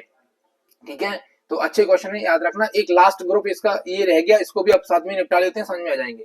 आप एल्केन से क्या समझते हैं, देखो alkane, alkene, alkyne. Alkane saturated hydrocarbons, alkene जो था, जो वाला, ये वाला देखो, ये क्या था, एल्कीन. Alkene unsaturated hydrocarbon. अब बात करेंगे एल्केन की. एल्केन से क्या समझते हैं, तो आप समझिए, ऐसे हाइड्रोकार्बन जिनमें कार्बन परमाणु की वैलेंसी हाइड्रोजन परमाणु से बहुत कम संतृप्त होती है, कम संतृप्त होती है, संतृप्त असंतृप्त मतलब नहीं, कम होती है. इनमें ट्रिपल और डबल बॉन्ड पाया जाता है, उन्हें अत्यधिक असंतृप्त हाइड्रोकार्बन कहते हैं. आईयूपीएसी नामकरण में इसे एल्केन के नाम से जानते हैं. अत्यधिक असंतृप्त है ये, ठीक है, के नाम से जानते हैं. अब देखो मेरी बात ध्यान सुनो. Hydrocarbons in which the valency of carbon atoms are very less saturated by the hydrogen atoms are double bond and triple bond is the found in them are the called highly unsaturated hydrocarbons. IUPAC alkane example के लिए दिया है acetylene. अब मेरी बात ध्यान सुनना. Saturated hydrocarbons is called alkane. Example methane, ethane. Unsaturated hydrocarbons is called alkyne. ये वाला देखो, एल्कीन, सॉरी एल्कीन, एल्कीन. ठीक है ना, इसमें कौन आएगा, एथिलीन. ठीक है, उसके बाद highly unsaturated hydrocarbons is called क्या बोलते हैं, वो कहलाते हैं आपके, ये क्या है, क्या गया, ये एल्काइन. क्या कहलाते हैं, alkyne. Alkane, alkene, alkyne. Alkane highly saturated है ना, एल्कीन अनसैचुरेटेड और एल्काइन हाईली अनसैचुरेटेड. ठीक है, इनको बोलते हैं. और ये तीनों के तीनों क्या होते हैं, आईयूपीएसी में इनके नाम एल्कीन, एल्काइन होते हैं. बस थोड़ा सा, और इनके एग्जांपल अगर आप दे दोगे, डेफिनेशन याद कर लोगे तो बहुत इंपॉर्टेंट है. आप तीनों की डेफिनेशन याद करके ही रखना, ये आप रख लीजिए, क्योंकि अगर पेपर थोड़ा टफ बनता है तो इस टाइप के क्वेश्चन बन सकते हैं. इसमें 5 स्टार लगाइए, ये तीनों ही क्वेश्चन पे क्या लगाइए, 5 स्टार. समझ में आएगी, क्या दिक्कत है, आराम से याद हो जाएगा. 5 स्टार लगाइए इन तीनों पे. ठीक है, इन पे स्टार लगाइए. और ये वाला क्वेश्चन तो जो है आपका 5 स्टार वाला है ही, क्योंकि इसमें दिया है write the difference between the saturated unsaturated hydrocarbon. तो ऊपर के दो क्वेश्चन तो आपको यहीं से याद हो जाएंगे. इस पे लगा दीजिए 5 एंड 6 स्टार. देखो पहले हिंदी में समझा देते हैं हम. हिंदी में समझना थोड़ा मुश्किल हो जाएगा, क्योंकि इधर अगले पेज में दिख रहा है, आधा इधर दिख रहा है. देखो फिर भी समझाने की कोशिश करते हैं. ये संतृप्त हाइड्रोकार्बन है और ये असंतृप्त हाइड्रोकार्बन है. पहला संतृप्त हाइड्रोकार्बन में लिखेंगे कि इन यौगिकों के कार्बन परमाणुओं की संयोजकता हाइड्रोजन परमाणु द्वारा संतृप्त होती है. ये हम पहले पढ़ चुके हैं. इसमें क्या लिखेंगे कि इन यौगिकों में कार्बन परमाणु की संयोजकता हाइड्रोजन परमाणु द्वारा पूरी तरीके से संतृप्त नहीं होती है. इसके अलावा दूसरे पॉइंट में लिखेंगे कि इन कार्बन परमाणु एक दूसरे से सिंगल बॉन्ड द्वारा जुड़े होते हैं, ये डबल और ट्रिपल बॉन्ड द्वारा जुड़े होते हैं. इन कार्बन परमाणु एक दूसरे से डबल और ट्रिपल बॉन्ड द्वारा जुड़े होते हैं. इसके अलावा देखना, ये अत्यधिक स्थायी होते हैं. सिंगल बॉन्ड वाले ज्यादा स्थायी होते हैं, और यहाँ लिखेंगे हम ये कम स्थिर होते हैं, कम स्थायी होते हैं. इसके अलावा देखो चौथा वाला, ये कम सक्रिय होते हैं, कम सक्रिय होते हैं. ये वाले ज्यादा सक्रिय होते हैं, ये अधिक सक्रिय होते हैं. इसके अलावा अगर आप देखोगे तो ये अक्षर विशेष परिस्थितियों में प्रतिस्थापन अभिक्रिया देते हैं, और ये क्या करते हैं, ये योगात्मक अभिक्रिया देते हैं, योगात्मक अभिक्रिया देते हैं। ठीक है, आपको याद रखना है ये सैचुरेटेड होते हैं, वो अनसैचुरेटेड होते हैं, सीधी सी बात है। देखो यहाँ मैं समझाते जाऊंगा, इंग्लिश में आपको ध्यान रखना है, हिंदी वालों लिख के आपको ऐसे ही आना है, वैसे नहीं लिखना है। वो तो क्या है कि आप लोगों की पीडीएफ तैयार करने में मुझे टाइम लगता है, इसलिए मैं ऐसा कर देता हूँ, आप लोगों को ऐसे लिख के आना पेपर में। ठीक है, बात कर रहे हैं सैचुरेटेड और अनसैचुरेटेड की। तो this compound is the valency is carbon atoms are saturated by hydrogen, saturated होता है हाइड्रोजन के द्वारा, तो संतृप्त होता है हाइड्रोजन के द्वारा। यहाँ पे लिखेंगे in this compound the valency of carbon atoms are not completely saturated by the hydrogen atom, इसमें सैचुरेटेड नहीं होता, मतलब अनसैचुरेटेड होता है। इसके अलावा लिखो these the in this the carbon atoms are bonded each other by the single bond, single bond के द्वारा जुड़े होते हैं, डबल और ट्रिपल बॉन्ड के द्वारा जुड़े होते हैं। these are more permanent, these are less stable, these are less active, these are more active, है ना। इसके अलावा these often provide replacement action, ये replacement action दिखाता है, ये the additive reaction कौन सी दिखाता है, एडिटिव रिएक्शन दिखाता है, ये रिप्लेसमेंट रिएक्शन दिखाता है। वेरी वेरी मोस्ट क्वेश्चन है, वेरी वेरी मोस्ट क्वेश्चन है, याद रखना है, आराम से तसल्ली से आप इसको यहाँ देखेंगे और उसके बाद आप इसकी स्क्रीनशॉट लेंगे, दोनों को एक साथ देखेंगे और याद करेंगे हिंदी मीडियम। ठीक है, अगला क्वेश्चन हमको दिया है, write the names of any 6 compound of alkane series. Alkane series का मतलब कौन सा है, जो संतृप्त हाइड्रोकार्बन हैं उनकी बात कर रहे हैं, है ना। एल्केन सीरीज की बात कर रहे हैं। यहाँ दिया है देखो कि एल्केन श्रृंखला के किन्हीं 5 यौगिकों के नाम लिखिए। तो पहला यौगिक है आप लोगों का भैया मीथेन, और उसका फॉर्मूला है CH4। अब ऐसे ही आप लोगों के सारे ग्रुप जो मैं यहाँ लिख दे रहा हूँ, जिससे आपको सबको समझ में आएंगे। जैसे मीथेन है तो इसका फॉर्मूला होता है CH4, एथेन होता है इसका फॉर्मूला होता है C2H6, प्रोपेन होता है इसका फॉर्मूला होता है C3H8, ब्यूटेन का फॉर्मूला होता है CH4H10, है ना। पेंटेन का फॉर्मूला होता है C5H12, हेक्सेन का फॉर्मूला होता है C6H14। बेटा हर बार अगर आप देखोगे तो एक कार्बन और 2 हाइड्रोजन बढ़ रहा है, एक कार्बन और 2 हाइड्रोजन बढ़ रहा है, यानी कि ये होमोलिगस सीरीज के जो जितने भी कंपाउंड होते हैं सबके सब किसमें आ रहे होते हैं, एल्केन में आ रहे होते हैं और सैचुरेटेड होते हैं ये। ठीक है, तो इनको अच्छे तरीके से बाय फॉर्मूला याद रखना है। ठीक है, और अगर आप इनको लाइन से याद कर लोगे तो फॉर्मूला याद करने की जरूरत नहीं पड़ेगी। अगर मीथेन का कर लेना, बढ़ाते चले जाना, एक C बढ़ा देना और 2 H बढ़ाते चले जाना। चलिए भाई साहब, इसके बाद अगला क्वेश्चन आप लोगों का है, write the IUPAC name and molecular formula of the following hydrocarbons. ये तो मैं भैया पहले ही पढ़ा चुका हूं आपको, पिछले चैप्टर में 6 चैप्टर में भी पढ़ लिए, यहाँ भी पढ़ लेते हैं। जैसे हमको दिया है हाइड्रोकार्बन कौन सा, उसका फार्मूला कौन सा, IUPAC नेम क्या है। एथिलीन फार्मूला होता है C2H4, एथेन के नाम से जाना जाता है। एसिटिलीन C2H2, है ना, और एथेन के नाम से जाना जाता है। एथिल अल्कोहल C2H5OH, एथेनॉल के नाम से जाना जाता है। मेथिल अल्कोहल, देखो एथिल अल्कोहल और मेथिल अल्कोहल ये होती है ओरिजिनल दारू, ये होती है नकली दारू, है ना। CH3 मतलब एक कार्बन कम हो गया, 2 हाइड्रोजन कम हो गए, है ना। तो याद रखना ये मेथिल अल्कोहल होता है, इसको बोलते हैं मेथेनॉल। क्या बोलते हैं, मेथेनॉल। मतलब अगर आप दारू बना रहे हैं और उसमें एक कार्बन और 2 हाइड्रोजन कम बन गए तो बन जाएगी नकली दारू, और उसको पीने से लोग अंधे हो जाते हैं और मर जाते हैं। ठीक है, तो आपको ये देखो यहाँ पे IUPAC नाम वगैरह इनके पूछे तो देखो ये दिए एथिलीन, एथिलीन का IUPAC नाम होता है एथेन, फॉर्मूला होता है C2H4, है ना। एसिटिलीन का फॉर्मूला होता है एथेन, और इसका जो देखो मैं बता देता हूँ, ऐसे ऐसे याद करना, पहला वाले को कनेक्ट करना पहले वाले से और इसका फॉर्मूला ये, तो ऐसे ही याद करते चले जाना। ठीक है, आप लोग हिंदी मीडियम वाले मैंने ऊपर करवा दी, वो नेम सेम है यार, कुछ भी नहीं उनमें। ठीक है, उसके बाद अगला इंपोर्टेंट क्वेश्चन, इनमें से तो कोई इंपोर्टेंट नहीं दिख रहा, कोई इंपोर्टेंट नहीं दिख रहा। मैंने इंपोर्टेंट क्वेश्चंस को ही डबल लैंग्वेज में किया है ना। जैसे ये क्वेश्चन हमारा बहुत इंपोर्टेंट है, write the physical properties of methane. बेटा एक साथ पूरी वीडियो देखना है, भाग मत जाना, वीडियो को ओवर करके थले नहीं जाना, एक साथ लगातार देखना है आपको। Right the physical properties of methane, तो मीथेन की फिजिकल प्रॉपर्टी लिखनी है, मीथेन के भौतिक गुण लिखिए। वेरी वेरी मोस्ट है भैया, वेरी वेरी मोस्ट। पहला क्या है, यह रंगहीन, गंधहीन, स्वादहीन गैस होती है, हवा से हल्की होती है, पानी में घुलनशील है, लेकिन ईथर, अल्कोहल आदि जैसे ऑर्गेनिक सॉल्वेंट में घुलनशील है। -164 से लेके -186 तक पर ठोस में बदल जाती है। इसको हमें 164 पे ले जाएं और 186 के बीच में ले जाएं तो ये क्या हो जाएगी, सॉलिड हो जाएगी। तो this is a colourless, odourless, है ना, tasteless gas. It is the lighter then air, in insoluble in water but soluble in organic solvents like ether and alcohol. It is turned into solid at minus 164 Celsius and 186 degree Celsius. इनके बीच में क्या हो जाती है, solid हो जाती है। Very important question था, याद रखना है।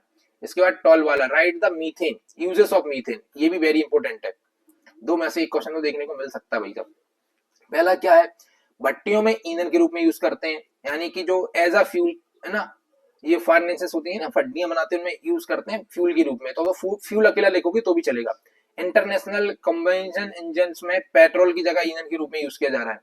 मतलब जो इंटरनेशनल जो कंबेंशन होते हैं उन इंजनों में अगर हम बात करें, मीथेन को फ्यूल के रूप में यूज करने लगे, जैसे हम सीएनजी यूज करते हैं वैसे, ठीक है ना। तो international combustion engines are fuel in the place of the petrol, petrol की जगह पे। इसके अलावा औद्योगिक मात्रा में हाइड्रोजन बनाते हैं, हाइड्रोजन बनाने के लिए इसका यूज करते हैं। The making hydrogen in the industrial, है ना। इसके अलावा making useful substance carbon black, है ना, उपयोगी पदार्थ कार्बन ब्लैक बनाने में यूज करते हैं, है ना, कार्बन ब्लैक का यूज करते हैं। इसके अलावा in making alcohol, methyl alcohol and formaldehyde organic compounds, formaldehyde organic compound भी बनाने में यूज करते हैं। मेथिल एल्कोहल और फॉर्मल्डिहाइड ऑर्गेनिक कंपाउंड बनाने में यूज करते हैं। बहुत इंपॉर्टेंट है, याद रखना है।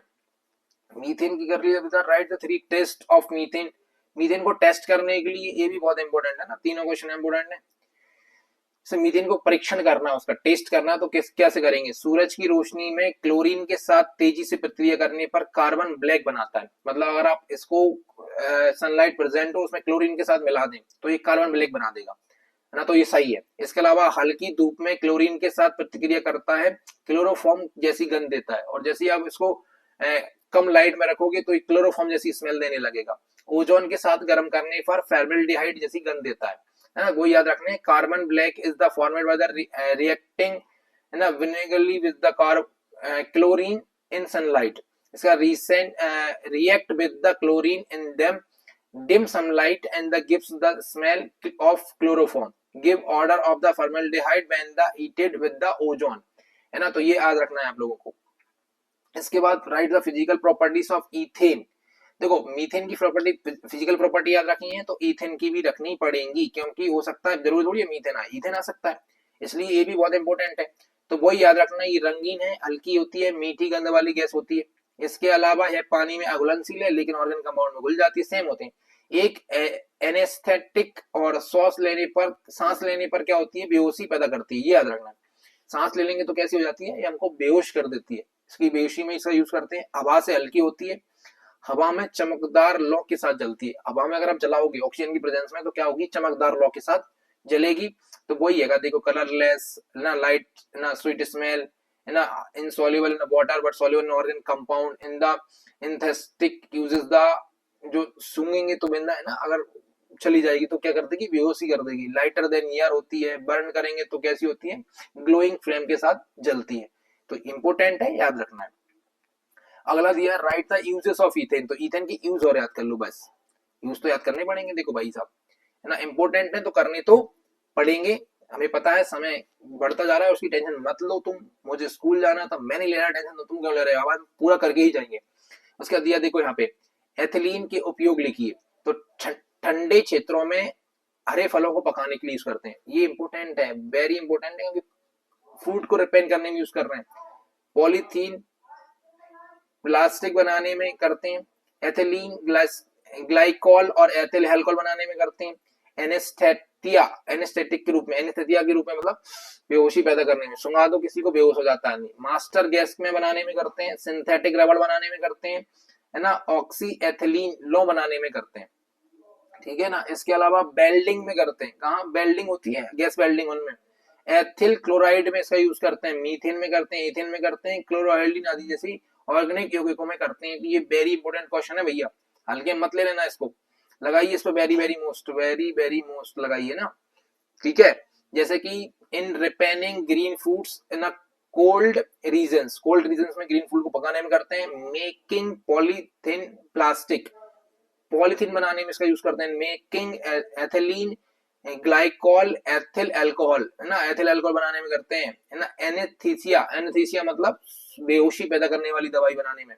इन making mustard gas, mustard gas में करते हैं। मेकिंग सिंथेटिक रबड़, इसके अलावा in making oxyethylene flame is the welding, welding की जो फ्लेम होती है उसको बनाने में करते हैं। Making organic compounds like ethyl alcohol, ethene और एथिलीन क्लोरल्डिहाइड जो होता है ना, इसको बनाने में इसका यूज करते हैं। तो इन दोनों को देखो, इंग्लिश वाले देख लो फिर हिंदी वाले देख लो, इसको छोड़ना नहीं है, बहुत इंपॉर्टेंट क्वेश्चन है।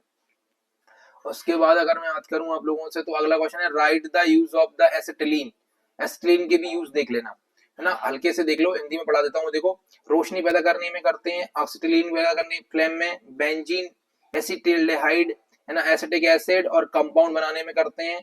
प्योर एसिटिलीन जैसे नर्सलीन जो होते हैं ना, उनको बनाने के लिए इनका यूज करते हैं, याद कर लेना। लेकिन इंपॉर्टेंट आप लोगों के लिए तीनों के यूजेस हैं, मीथेन, ईथेन और एसिटिलीन, तीनों के यूज बहुत इंपॉर्टेंट है, तो इसको भी याद करना है। अगला है write the advantage of biogas plant. अब ये तो आप लोगों को पता ही है, 1 मिनट में आज हो जाएगा, देख सुन लो। बायोगैस प्लांट के फायदे क्या होते हैं? बायोगैस प्लांट का मतलब होता है हमारे यहाँ जैसे हम गोबर गैस बोलते हैं, ठीक है। तो गोबर गैस के क्या फायदे हैं?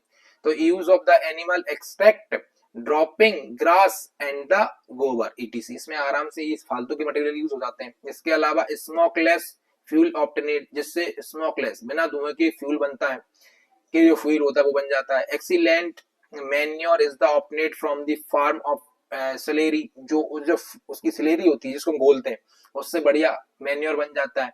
द होम एनवायरमेंट, है ना, remains clean which help in the keeping the family healthy, जो किलिंग जो वेस्ट मटेरियल हम डाल रहे हैं, सबका वेस्ट मटेरियल खराब हो जा रहा है, उससे क्लीन हो रही है, जिससे फैमिली अच्छी होती है।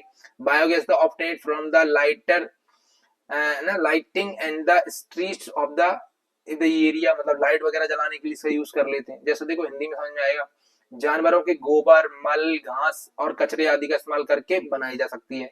बिना धुएं वाला ईंधन मिल जाता है, सिलेरी के रूप में बेहतरीन खाद मिल जाता है, घर का माहौल साफ रहता है जिससे परिवार स्वस्थ रहता है ना। इलाके की सड़कों पर रोशनी के लिए बायोगैस मिलती है ना, रोशनी लगा सकते हैं, बढ़िया मस्त है, अच्छी चीज है ये ना।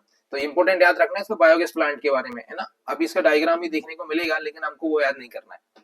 चलिए, write any 3 precautions the relate to the use of the cow dung gas. वही बायोगैस या काउडंग गैस को यूज करने में क्या क्या इस्तेमाल में क्या क्या सावधानी रखनी चाहिए, वेरी मोस्ट है, वेरी मोस्ट है। क्या होनी चाहिए? गैस का इस्तेमाल रोज करना चाहिए, है ना, ऐसा को भरा नहीं छोड़ सकते टैंक में। मेन गैस बल्ब कब तभी खोलें जब इस्तेमाल करना होता है।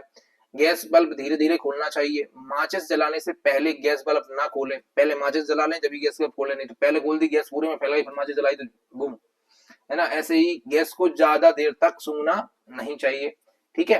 तो ये होती है बायोगैस को इस्तेमाल करने की सावधानियां, कि आराम से शेड्यूल डेली यूज करना चाहिए। Remain gas bulb only when in use, gas bulb should be open slowly, है ना, do not open the gas bulb before the lighting a माचिस, the gas should not be inhale for long समय तक नहीं सूंघना चाहिए, ये होते हैं। इसके अलावा अब शायद ही कोई क्वेश्चन इंपोर्टेंट हमारे लिए रहा हो, नहीं है, इस चैप्टर में सारे क्वेश्चन हमने जो है इंपोर्टेंट कर ली, एक और रह गया ये, write the uses of ethane. वैसे हमने ऊपर कर चुके थे ना इथेन का, एथिलीन का किया था, सॉरी इथेन नहीं किया, मीथेन, एथिलीन और एसिटिलीन किया है। तो मीथेन, इथेन, एथिलीन और एसिटिलीन चारों की यूजेस इंपोर्टेंट है। यूज में से एक क्वेश्चन देखने को मिलेगा, अभी तक हम देख रहे हैं 23, 24, 25 से आपको ये यूजेस ही देखने को मिल रहे हैं। तो देखिए, use as a fuel in the form of the natural gas, है ना, मतलब प्राकृतिक गैस के रूप में ईंधन के तौर में इस्तेमाल कर सकते हैं, है ना। एज अ रेफ्रिजरेटेंट, मतलब रेफ्रिजरेट के रूप में, मतलब ठंडी गैस के रूप में से यूज करते हैं। इन द मेकिंग हेक्साक्लोरोइथेन आर्टिफिशियली, है ना, मतलब हेक्साक्लोरोइथेन कृत्रिम कपूर जो होता है उसको बनाने में इसका यूज करते हैं। इसके अलावा in making compounds like the acetaldehyde, ethylene आदि, एथिलीन और एसिटिल्डिहाइड बनाने में इसका यूज कर रहे होते हैं। इस प्रकार से ये आप लोगों का 7 चैप्टर कंप्लीट हो गया। ये 2 चैप्टर थे ना, मतलब 6 चैप्टर और प्लस 7 चैप्टर, ये दोनों बहुत इंपॉर्टेंट थे। यहीं से आपको 8 नंबर तक का पोर्शन देखने को मिल सकता है, 10 नंबर तक का पोर्शन देखने को मिल सकता है। इसलिए आराम से तसल्ली से इन दोनों चैप्टर्स के जो क्वेश्चन है बोर्ड को याद करना, और टब भी यही थे, क्योंकि इसके बाद आपको कुछ भी टफ नहीं लगेगा। ये डायग्राम्स हैं तो आप लोग ना मैकेनिकल डायग्राम्स होते हैं, ये बायोगैस प्लांट का है तो आप देख लेना। अब हम बात कर रहे हैं नेक्स्ट चैप्टर की जिसका नाम है फर्मेंटेशन, एल्कोहल एंड यूरिया। ठीक है, हमारे पास टाइम अभी है तो हम कर सकते हैं और आसानी से करते जाएंगे। जैसे अब इसमें हम बात कर रहे हैं तो देखो, देखिए यूरिया इसमें इंपोर्टेंट रहेगा हमारे लिए। तो अगर हम बात करें तो इसमें ऑब्जेक्टिव हमारे लिए इंपॉर्टेंट है, इसलिए हम इसके ऑब्जेक्टिव भी देखने वाले हैं, तो वो बुक की हेल्प लेनी पड़ेगी। ठीक है, ठीक ठीक ठीक ठीक, आइए जल्दी से आ जाइए। पहला क्वेश्चन हमारे पास है प्रेजेंट इन बाइन, इनमें से बाइन में क्या प्रेजेंट होता है? तो आपको पता है इसमें आप लोगों को एथिल अल्कोहल बताना, ना कि मीथिल अल्कोहल। मीथिल अल्कोहल बता दोगे तो दिक्कत आ सकती है। बाइन में कौन मौजूद होता है बताइए जरा। प्रेजेंट इन बाइन, इनमें बाइन में कौन सा मौजूद होता है, बहुत इंपॉर्टेंट है ये। तो बाइन में जो है वो आप लोगों का यूज होता है C2H5OH, यानी कि ethyl alcohol C2H5OH। Important question था, याद रखना। फर्मेंटेशन प्रोसेस टेक प्लेस, है ना, तो प्रेजेंट ऑफ एंजाइम, एंजाइम की प्रेजेंस में होती है, उपस्थिति में होती है एंजाइम की। में फर्मेंटेशन आपको पता है सड़ाने की प्रोसेस है, वो एंजाइम की प्रोसेस में ही होती है। बहुत इंपॉर्टेंट क्वेश्चन है, याद रखना, है ना। फर्मेंटेशन के लिए सबसे अच्छा तापमान कौन है? The obtaining temperature of the fermentation, fermentation के लिए बेस्ट टेम्परेचर जो है वो है आप लोगों का 25 से 30 डिग्री सेल्सियस। हाँ भैया 25 से 30 डिग्री सेल्सियस है ना। द सनलाइट, है ना, suitable pH value, sorry suitable pH value of the fermentation, तो इसके लिए 6 से 7, है ना, 6 से 7 जो होती है ना, ये याद रखना। 6 से 7 पीएच जो होता है वो फर्मेंटेशन के लिए बढ़िया होता है। उपयुक्त जहां पे लिखा है ना फर्मेंटेशन के लिए उपयुक्त पीएच का मान कितना होता है, तो ये होता है आपका 6 से 7 पीएच।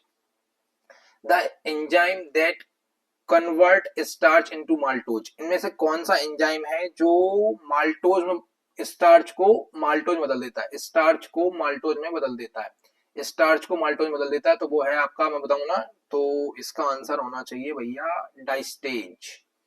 डाइस्टेज है, डाइस्टेज एंजाइम जो है वो स्टार्च को माल्टोज में बदल देता है, diastase.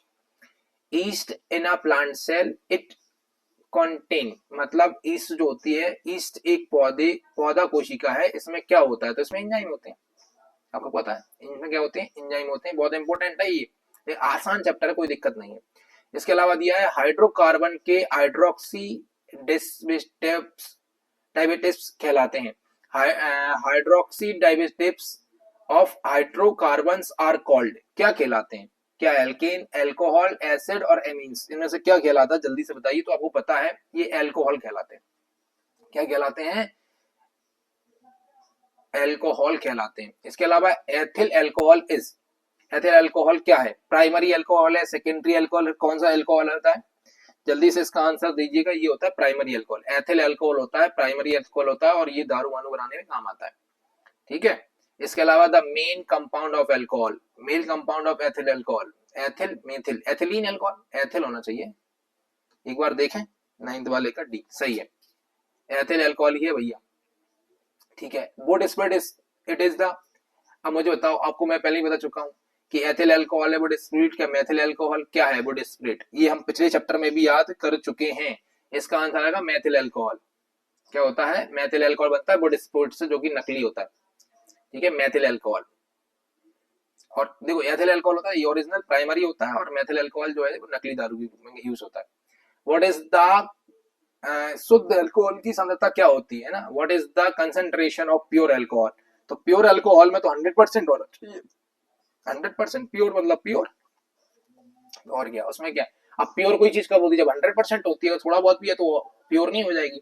In the denaturation of the ethyl alcohol is added, यानी कि एथिल अल्कोहल विकृतीकरण में मिलाया जाता है। एल्कोहल के विकृतीकरण में किसको मिलाया जाता है? तो इसका आंसर आएगा ए, methyl alcohol.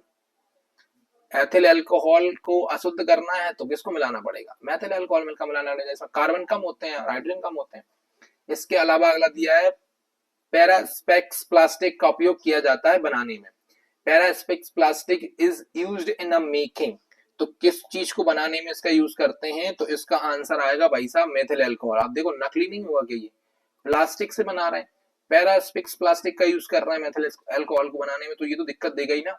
The main compound of rectified spirit, मतलब रेक्टिफाइड स्पिरिट का मुख्य घटक कौन है? रेक्टिफाइड आपको पता ही है, जो जलने वाली गैस होती है उसमें कौन सी चीज सबसे ज्यादा मेन है? तो इसमें है मिथाइल अल्कोहल। कौन सा है? Methyl alcohol. मिथाइल अल्कोहल होता है। The amount of alcohol in beer, beer में एल्कोहल कितने परसेंट होता है? तो 3 से 5%, बहुत कम होता है भाई साहब। आप लोग पीते होंगे, आपको पता होगा, बताइए जरा सही है गलत है? कितना होता है? 3 से 5% होता है। अगला है which organic compound by the first produce in the laboratory, तो ये तो सबको पता है, यूरिया। और बनाने वाले व्यक्ति का नाम कमेंट में जल्दी बताइए, बनाने वाले का नाम बताइए। पहला प्रयोगशाला में सबसे पहले कौन सा ऑर्गेनिक कंपाउंड बना? तो आपको पता है यूरिया बना। बनाया किसने? इसका कमेंट करिए, मैं पहले चैप्टर में पढ़ा चुका हूं। अगला क्वेश्चन है in what from is urea use in the agriculture? तो फर्टिलाइजर। मैन्योर मत लिख देना बेटा, खाद मत लिख देना, उर्वरक होता है ये। मैन्योर वो होते हैं जो देसी खाद होते हैं, और फर्टिलाइजर यानी कि उर्वरक वो होते हैं जो हम फैक्ट्री से लाते हैं। तो यूरिया फैक्ट्री से लाते हैं ना, इसलिए फर्टिलाइजर्स के लिए यूज करा होता है। What percentage of nitrogen in there in urea? तो 46.6%, 46.6% होता है। वेरी मोस्ट क्वेश्चन है ये, वेरी वेरी मोस्ट। देखिए, enzyme convert glucose into, enzyme जो होता है ग्लूकोज को किस में बदल देता है? एंजाइम जो होता है ग्लूकोज को किस में बदल देता है? जल्दी से इसका आंसर आपको देना है, तो इसका आंसर आएगा एथिल अल्कोहल में। किस में बदल देता है? एथिल, इन एथिल अल्कोहल में बदल देता है, इससे दारू बना देते हैं अंगूर मंगूर से। Which colour is produce in the biuret test of urea? Purple. ये तो याद रखना है भैया, ये भी बहुत इंपॉर्टेंट है, बैगनी कलर का बनता है ना, मोस्ट इंपोर्टेंट है, very very most. Purple colour बनता है इसका। The decomposition of the complex organic compound into simple organic compound by the yeast is called, east द्वारा जटिल अकार्बनिक यौगिकों को सरल अकार्बनिक यौगिकों में तोड़ने की विधि क्या कहलाती है? तो किडबन कहलाती है। क्या कहलाती है? किडबन, मतलब fermentation. Which scientist first obtained urea from the urine? ये बेटा याद रखना, ये है रोले। कौन है? रोले। मेरी बात ध्यान सुनो, अगर वो पूछता है कि यूरिन में किसने सबसे पहले खोजा, तो रोले ने खोजा। और पहली बार लैब में किसने बनाया? तो लैब में बनाया होलर ने। लैब में किसने बनाया? होलर ने। पहली बार यूरिन में किसने खोजा? रोले ने खोजा। गलत मत कर देना, ठीक है? तो ये आप लोगों को याद करने हैं। अगर आपने ये याद कर लिए तो मैं गारंटी दे रहा हूं आपको कुछ भी इस चैप्टर से याद नहीं करना पड़ेगा, सेम टू सेम। ये देखो, है ना, fermentation is a process of by enzymes होती है, ये देखो आप लोगों को मिलेंगे। ये सब आप लोग आराम से याद कर सकते हैं, इनका स्क्रीनशॉट ले लीजिए। हिंदी मीडियम वाले, इंग्लिश मीडियम, सब इंग्लिश में ही ले लीजिए। इनको हम नहीं पढ़ रहे हैं। IUPAC name of methyl alcohol आपको पता ही है, सब कुछ पता चुका हूं मैं। आने की, अगर आपने जो मैंने ऊपर टिक द करेक्ट करवाए वो कर लिए तो आपको सब कुछ आ रहा होगा, और यहाँ से खालिस्तान नहीं छोड़नी है। एक बार इनकी प्रैक्टिस करनी है, क्वेश्चन देखने को मिल सकता है। ट्रू फॉल्स भी नहीं छोड़नी है, इनकी भी प्रैक्टिस करनी है, भले नहीं आए अभी तक फिर भी, ठीक है? इनको भी स्क्रीनशॉट ले लीजिएगा। अब देखिए जरा मैचिंग, मैचिंग भी आप लोग देख लीजिए। यहाँ से मैचिंग आती नहीं है, क्योंकि मैचिंग तो अधिकतर मैथ से आती है, मैथ से मैचिंग ज्यादा देखने को मिलेंगी आप लोगों को, इसलिए यहाँ से आप देख सकते हैं वन वर्ड वगैरह, ठीक है? ये सब देख लेने आपको। टिक द करेक्ट जो मैंने बताए उनको नहीं छोड़ना है, वो अति इंपोर्टेंट है। उसके बाद हम इसके क्वेश्चंस पे आ जाते हैं। Right the molecular and structure formula of the urea. तो यूरिया का मॉलिक्यूलर फॉर्मूला होता है NH2H4CO, N2H4CO, और इसका स्ट्रक्चर फॉर्मूला होता है ये, ठीक है? ये इसका फॉर्मूला होता है। स्ट्रक्चर क्या होता है? कार्बन डायरेक्ट ऑक्सीजन के साथ जुड़ा होता है, नाइट्रोजन दोनों तरफ कार्बन से जुड़े होते हैं, और नाइट्रोजन से ही दो तो क्या होते हैं? हाइड्रोजन जुड़े होते हैं। इसलिए इसका फॉर्मूला अगर आप लिखोगे तो इस प्रकार से लिखा होगा, NH2CO NH2, इस प्रकार से इसका फॉर्मूला लिखा होता है, ठीक है? ये हिंदी इंग्लिश में सेम होता है, कोई मतलब नहीं है। अगला क्वेश्चन है भैया हमारे पास, अमोनियम साइनेट को गर्म करके यूरिया बनाने की रासायनिक क्रिया लिखिए। तो कुछ नहीं है, ये देखो, आपने यूरिया का फॉर्मूला लिखा है ना, जिसको बोलते हैं, सॉरी, अमोनियम साइनेट का फॉर्मूला लिखा और ये कन्वर्ट कर दिया यूरिया। बस अमोनियम साइनेट को अगर डायरेक्ट हम गर्म कर देते हैं तो यूरिया मिल जाता है, कुछ भी याद नहीं करना है। ये इंपोर्टेंट क्वेश्चन है। Write the two uses of fermentation. Fermentation के कोई दो उपयोग लिखिए, यानी कि किडबन के दो उपयोग लिखिए। किडबन के दो उपयोग लिखिए। पहला आएगा सीरा और स्टार्च से एथिल अल्कोहल बनाने में, फलों के जूस और अल्कोहल पेय पदार्थ बनाने में, यानी कि the methyl alcohol from the molasses and the starch. इसके अलावा मेकिंग अल्कोहल एंड बियर। इसके अलावा आप लिख सकते हो जलेबी बनाने में भी इसका यूज करते हैं, बेकरी इंडस्ट्री में इसका यूज करते हैं। इसके अलावा लिखिए राइट द ब्यूरेट टेस्ट, कुछ नहीं है भैया, यूरिया को गर्म करके ब्यूरेट बनाया जाता है, ब्यूरेट को पानी में घोला जाता है, फिर कॉपर सल्फेट NaOH सल्फ्यूनिक मिलाया जाता है, बैंगनी रंग बनता है, इसे ब्यूरेट टेस्ट कहते हैं। मतलब कि burette is the prepared by the heating urea. Burette is the dissolved in a water, then the copper sulfate and the NaOH solving the is added, और उसके बाद उसमें कलर अगर कैसा आ गया, कलर उसका अगर कैसा आ गया, ब्यूरेट आ गया तो गुलाबी कलर आ गया तो वो बन जाता है, पता चल जाता है कि यूरिया कैसा है, बेस्ट है। ठीक है, इसके बाद अगर हम बात करें तो क्वेश्चन नंबर 5 छोड़ दो, इंपोर्टेंट नहीं है। अब हम करेंगे 6 वाला कि write two uses of the ethyl alcohol. तो आपको पता है एथिल अल्कोहल दारू बनाने में यूज होता है, तो वाइन और अल्कोहल ही पेय पदार्थ बनाने में, टिंचर आयोडीन बनाने में भी एथिल अल्कोहल का यूज करते हैं ना, मेकिंग वाइन अल्कोहल है ना, इसके अलावा मेकिंग टिंचर आयोडीन ना, ट्रांसपेरेंट सोप ये बनाने में भी इसका यूज करते हैं। बहुत इंपॉर्टेंट क्वेश्चन है ना, याद रखना इसको। उसके बाद अगला क्वेश्चन अगर आप देखोगे तो अगला क्वेश्चन हमारे पास write the physical properties of ethyl alcohol, आप देख लेना, इंपॉर्टेंट नहीं है। Write is fermentation, what is fermentation, very most है, वेरी मोस्ट क्वेश्चन है ना। किण्वन क्या है, एंजाइम की उपस्थिति में जटिल कार्बनिक पदार्थों को सरल कार्बनिक यौगिकों में टूटने की प्रक्रिया को किण्वन कहा जाता है। उदाहरण सीरे से एथिल अल्कोहल बनाना।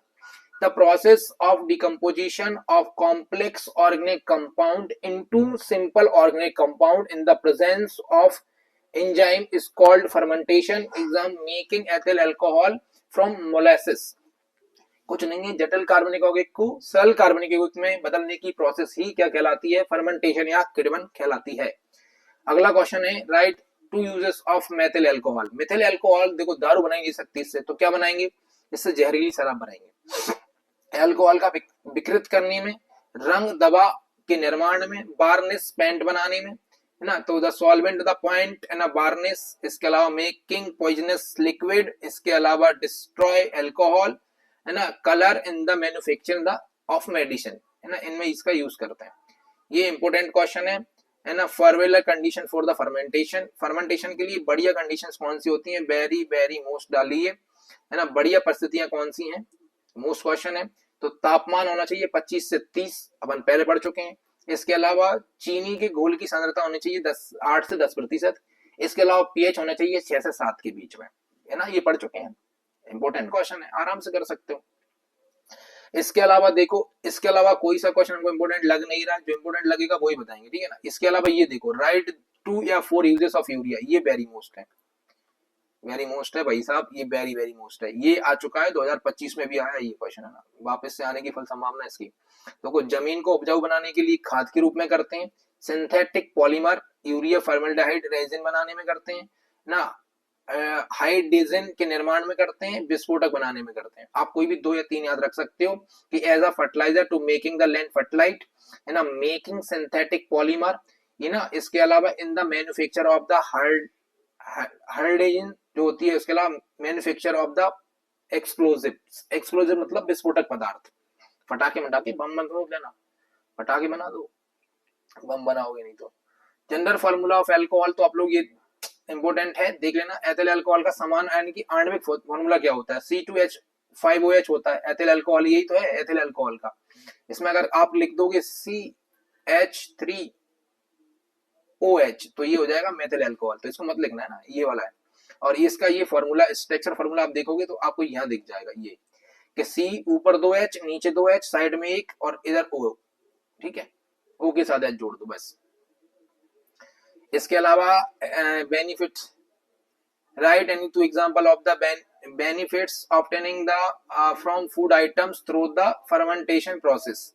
अरे फर्मेंटेशन की प्रोसेस से पनीर बनाया जाता है यार, पनीर के अलावा आप देख लो हनी बनाई जाती है, जलेबी बनाई जाती है, टोस्ट बनाए जाते हैं जिनको हम डबल रोटीज कहते हैं, वो बनाए जाते हैं। इसमें कुछ लिखना ही नहीं है, इसके अलावा कोई क्वेश्चन आपको याद नहीं करना है, इसमें छोड़ दो, ये क्वेश्चन छोड़ दो। अब हमारा नया चैप्टर आ गया, चैप्टर का नाम है ऑयल फैट और सोप। भाई साहब अभी हमने 6, 7 और 8 चैप्टर कंप्लीट कर चुके हैं और आप लोगों का लाइक अभी तक नहीं मिला है, ये गलत बात है। और अगर आप यहाँ तक आ चुके हैं वीडियो देखते देखते तो मैं 100% कह सकता हूँ कि आके में आप पढ़ाई के लिए सिंसियर हैं और आप लोगों की अच्छी मेहनत के लिए ही हम मेहनत कर रहे हैं। उन लोगों के लिए मेहनत नहीं कर रहे हैं जो 2 मिनट के लिए आते हैं और फिर चले जाते हैं। ऐसे बच्चों से हमें कोई ज्यादा लेना देना नहीं है।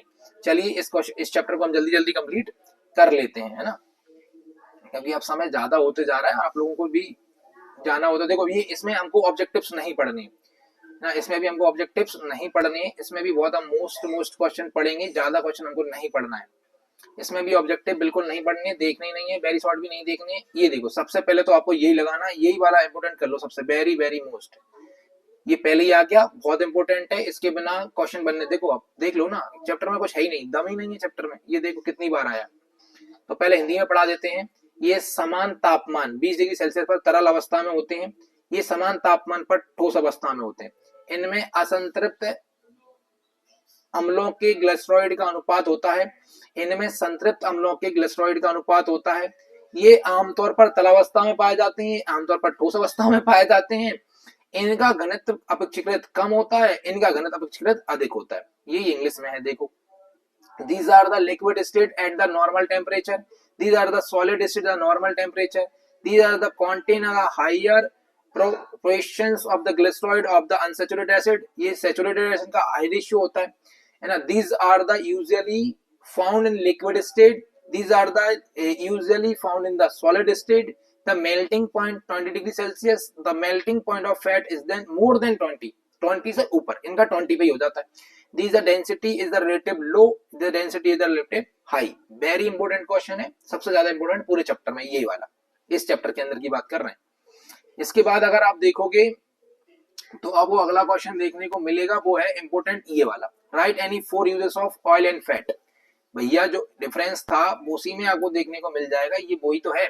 देखो इंडस्ट्री में करते हैं, आप इंडस्ट्री में देखो, पहले अपन फूड की बात कर लेते हैं। फूड तो ऑयल और फैट, तो सोयाबीन, ग्राउंडनट, सीसम, है ना, मस्टर्ड, ये जो होते हैं। इसके अलावा वेजिटेबल घी, इनका यूज हम फूड में करते हैं। इंडस्ट्री में ऑयल और fats are use in the making organic substance, है ना, जैसे कि ग्लिसरीन, कैंडल, सोप, अल्कोहल बनाने में इनका यूज करते हैं। मेडिसिन, कोड लीवर ऑयल जो होता है वो यूज करा जाता है मेडिसिन बनाने में। Paint, linseed oil, terpene oil, है ना, पॉपी ऑयल, ये क्या होते हैं, पेंट्स और परफ्यूम बनाने में यूज होते हैं। कॉस्मेटिक में कोकोनट ऑयल, मस्टर्ड ऑयल लगाते हैं सुबह सुबह, मस्टर्ड और कोकोनट ऑयल, है ना, ये सब। जैसे कि इसमें देखो सोयाबीन भोजन के रूप में करते हैं, सोयाबीन, मूंगफली तेल, सरसों तेल वगैरह ये करते हैं। उद्योग में तेल और वसा उपयोग ग्लिसरीन, है ना, मोमबत्ती वगैरह बनाने में करते हैं। दवाइयां कॉड लीवर ऑयल, है ना, टॉनिक के रूप में करते हैं। पेंट में अलसी का ऑयल, तरपीन का ऑयल, खसखस का ऑयल ये करते हैं। कॉस्मेटिक्स में नारियल का ऑयल, सरसों का ऑयल, आंवला का ऑयल, बालों में आंवले का ऑयल लगाया जाता है, ये कॉस्मेटिक में यूज करा जाता है। ठीक है, ठीक है। अगला क्वेश्चन है आप लोगों का, physical properties of fat and oil. भैया जो आपको डिफरेंस याद करवाया है ना, वो इसकी फिजिकल प्रॉपर्टीज है यार, भैया कुछ नहीं है। देखो अपनी शुद्ध अवस्था में ये रंगीन होते हैं, गंधहीन होते हैं और स्वादहीन होते हैं। पानी से हल्के होते हैं, पानी में अघुलनशील होते हैं, लेकिन ईथर, बेंजीन और ऑर्गेनिक सॉल्वेंट में घुल जाते हैं। उन्हें लंबे समय तक हवा में रखा जाए तो वे ऑक्सीडेशन से खराब हो जाते हैं और बदबू देने लगते हैं। ठीक है ना, तो यही तो है। आपने देखा कोई चीज हमने बना ली, उसको हमने बाद में रख दिया, ये वेरी वेरी मोस्ट क्वेश्चन है, इसको भी है ना वेरी वेरी मोस्ट लगा लो। क्या है, प्योर स्टेट में होते हैं कलरलेस, ऑर्डरलेस और टेस्टलेस। फिर आप लोगों के कलर में हल्का सा ऑयल कलर होता है भैया, वो डाला जाता है ना। They are the lighter than water, पानी से ऊपर तैरते हैं, आपको पता है ये छोटे हैं। इनसॉल्युबल होता है वाटर में इनसॉल्युबल होते हैं, है ना। Keep in the air long time, so ये क्या होते हैं, decompose through the oxidation and the give for foul small, बदबू आने लगती है। इसके अलावा ये वाला क्वेश्चन है, right 4 characteristics of good soap, ये भी वेरी मोस्ट क्वेश्चन है, ये भी डाल लो, वेरी वेरी मोस्ट है। गुड सोप क्या होता है, इसमें हल्की नमी होनी चाहिए, 10% से नमी ज्यादा नहीं होनी चाहिए, है ना। ये अल्कोहल में घुलनशील होना चाहिए, दारू में घुल जाना चाहिए, साबुन खोल के चेक करना, है ना। इस्तेमाल के दौरान इसमें दरार नहीं आनी चाहिए। यहीं पे एक साबुन फेल हो जाता है जिसका नाम है लाइफ बॉय, जिससे आप लोग रोज नहा रहे हो, उसमें दरार आ जाती है, उसको फेंक दो। इसमें ना बल्किंग एजेंट नहीं होना चाहिए, इसमें बल्किंग एजेंट मतलब जो वजन बढ़ाने वाली चीजें वो कम होनी चाहिए ना। That should not contain the free alkali, that should not contain more than 10% moisture, should be soluble in alcohol, should be not cracked during the use, they should not the contain bulking agent, बस खत्म। ठीक है, ये भी most है question, याद रखिए ना। इसके बाद देखो ये write the characteristic of the good paint. अब ये गुड पेंट आया 2025-24 में, तो हो सकता है सावन वाला इस बार आ जाए। इसलिए गुड पेंट्स क्या होता था, लिक्विड्स है ना, शुड बी इजीली सरपेलेबल होना चाहिए, लेयर्स शुड बी है प्रोटेक्टिव पावर होनी चाहिए उनमें, शुड हैव अ क्विक मतलब जल्दी से सूखने वाले होने चाहिए, इफेक्ट ऑन द सरफेस। इसके अलावा should dry quickly, should not the absorb water, should not crack from the drain ना, उसके लेयर should be washable, और जो लेयर होती है वो पानी वगैरह से धुलने से खराब नहीं होनी चाहिए ना। लिक्विड आसानी से फैलने वाला होना चाहिए, इसकी परत में सुरक्षात्मक शक्ति होनी चाहिए, सतह पर इसका चिपकने वाला असर जल्दी होना चाहिए, या जल्दी सूखना चाहिए, या जल्दी पानी नहीं सूखना चाहिए, सूखने पर इसमें दरार नहीं पड़नी चाहिए, इसकी परत जो होती है धोने योग्य होनी चाहिए, मतलब चिपकने वाला होना चाहिए जो सर। ये ये इंपॉर्टेंट है, इसको भी वेरी इंपॉर्टेंट डाल दो बस। इसके बाद इसमें कुछ नहीं पढ़ेंगे हम, इस चैप्टर में खत्म ही। क्या है, हार्ड सोप और लॉन्ड्री सोप, यानी कि मिल्ड सोप और हार्ड सोप, इसको बाथ और लॉन्ड्री सोप के नाम से जानते हैं। इसके अलावा मैं इंग्लिश समझा देता हूँ। गुड क्वालिटी ऑफ ऑयल और फैट यूज इन, इसमें एक बढ़िया क्वालिटी का करते हैं, नहाने वाले साथ में चीप क्वालिटी का यूज करते हैं। To make this KOH alcohol is the use, बनाने में KOH का यूज करा जाता है, बनाने में NOH का यूज करा जाता है। It does not contain free alkali ना, दे कॉन्टेन फ्री एल्कली ना। Weight increasing substance are not added to it, इसमें वेट इंक्रीज के लिए बनाए मिलाए जाते हैं ना। Aromatic substance are added to it है ना, aromatic substance are added to it है ना, इनमें भी मिलाए जाते हैं। हिंदी में ही हो गया ये। अब आप चाहें तो यहाँ देख सकते हैं, इसमें अच्छी क्वालिटी का तेल फैट यूज करते हैं, इसमें सस्ती क्वालिटी का यूज करते हैं, इसमें बनाने के लिए KOH का यूज करते हैं, इसको बनाने के लिए NaOH का यूज करते हैं। इसमें क्या होते हैं, फ्री चार नहीं होता है, इसमें फ्री चार होता है। तीन तीन याद करोगे तो भी काम चल जाए। इसमें वजन बढ़ाने वाले पदार्थ मिलाए जाते हैं, उसमें नहीं मिलाए जाते। इसमें बदबूदार पदार्थ नहीं मिलाए जाते, बदबूदार मतलब सुगंधित है ना, सुगंधित लिखना ना, बदबूदार इसमें मिलाए जाते हैं ना, सुगंधित होते हैं, बदबूदार नहीं होते हैं, वो लिखा हो गया होगा वहां। इसके अलावा इस चैप्टर में अब कोई भी चैप्टर ऐसा ज्यादा इंपॉर्टेंट नहीं लग रहा है। बाकी आप लोग जितने भी क्वेश्चन देख सकते हैं, अच्छी बात है, देख लीजिए। जैसे कि ये मिल्ड सोप वगैरह ये इंपॉर्टेंट नहीं है, आप लोग देख लेना, बहुत पुराने होते हैं। एक ये वाला क्वेश्चन और देख लेना, कोल्ड और हॉट मेथड का ना। कोल्ड मेथड जो होती है ना, ये थोड़ी खराब होती है, और हॉट मेथड जो होती है ये बढ़िया होती है, बस इतना याद रखना, ठीक है। सावन बनाने की हॉट मेथड बढ़िया होती है। इसके बाद आप लोगों का आज का लास्ट चैप्टर हमारा बचता है, एलिमेंट ऑफ बायोकेमिस्ट्री। ठीक है, इसमें सिर्फ हमको क्या करने हैं, इसमें हमको ऑब्जेक्टिव भी करने होते हैं, और इसके अंदर हमको बहुत सारी चीजें भी याद करनी होती हैं। लेकिन अच्छी बात यह है कि ये चैप्टर बहुत आसान है। पहला ही क्वेश्चन आप लोगों के पास है, लिपिड्स आर, क्या होते हैं लिपिड्स बताइए। हाइड्रोकार्बन्स होते हैं, प्रोटीन्स होते हैं, एंजाइम्स होते हैं, फैट होते हैं। तो आपको पता है फैट होते हैं। लिपिड्स क्या होते हैं, फैट्स होते हैं। सन से कौन सा विटामिन मिल रहा होता है, विटामिन डी मिल रहा होता है ना। सनलाइट से कौन सा विटामिन मिलता है, डी है ना। फ्रैक्टोज इज, बताइए फ्रैक्टोज क्या है, 10वीं का आंसर है, तीसरे का आंसर बताइएगा। फ्रैक्टोज क्या है, फ्रैक्टोज है आप लोगों का जो है पॉलीडिहाइड कीटोन है ना। फ्रक्टोज क्या है, पॉलीडिहाइड कीटोन है, यानी कि ऑप्शन नंबर बी है। Soybean is the main source of vitamin, protein का है, सोयाबीन प्रोटीन का मेन सोर्स होता है ना। Definition of vitamin A cues disease, अगर आप देखोगे तो इससे आ जाएगी नाइट ब्लाइंडनेस, विटामिन की वजह से रतौंधी हो जाती है, विटामिन ए की कमी से कौन सी हो जाती है, रतौंधी। In the place of sugar are digestible patient is given, मतलब उसको क्या देना चाहिए, अगर उसको किसी को डायबिटी है तो क्या देंगे हम, उसको देंगे बी, यानी कि सिकेरिन। क्या देंगे, सिकेरिन की जो गोलियां आती है ना, मीठी भी लगती हैं और डायबिटीज नहीं होती इससे। The main compound of grass straw is, तो ग्रास का स्ट्रॉ जो होता है उसमें क्या होता है, सेलुलोज। एक बार चेक कर लेते हैं फिर भी अपन, 7th वाले का भी सही है, सेलुलोज ही होता है। क्या होता है उसमें, सेलुलोज होता है। चलिए, द मोस्ट है ना, दुनिया में सबसे ज्यादा पाया जाने वाला पॉलीसेकेराइड, सबसे ज्यादा पाया जाने वाला पॉलीसेकेराइड कौन सा है, तो इसका ऑप्शन है सेलुलोज। सेलुलोज सबसे ज्यादा पाया जाता है, सेलुलोज। पॉलीसेकेराइड कौन सा पाया जाता है, cellulose. What are the tissue made of, protein के बने होते हैं। टिश्यू क्या के बने होते हैं, प्रोटीन के बने होते हैं। The chemical name of vitamin C, absorbic acid, है ना, ascorbic acid, sorry ascorbic acid पढ़ते हैं इसको। Produce protein, fat, tissue, carbon dioxide है ना, तो टिश्यू। प्रोटीन से क्या बन रहे होते हैं, टिश्यू बन रहे होते हैं। तो फैट में थोड़ी बनाएगा, टिश्यू बनाएगा, है ना। विटामिन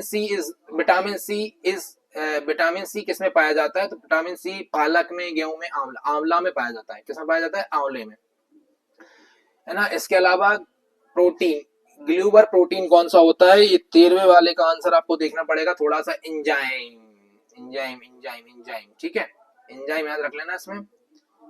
अगर आगे हम बात करें तो विटामिन डी की कमी से कौन सी होती है, रिकेट्स। विटामिन डी की कमी से एक बीमारी होती है, उसका नाम है रिकेट्स। फैट इज लिपिड्स, ऊपर था लिपिड्स इज फैट और फैट इज लिपिड्स, देख रहे हो, क्वेश्चन पलट पलट के दे रहे हैं, ठीक है। Butyric test use the identify, तो प्रोटीन, है ना, मेरे हिसाब से प्रोटीन का होता है, प्रोटीन का ही होता है, सही आंसर है। The main source of starch is soybean, paneer, mustard, potato. Potato से अकेला स्टार्च ही मिल रहा है और कुछ नहीं मिल रहा, आलू से।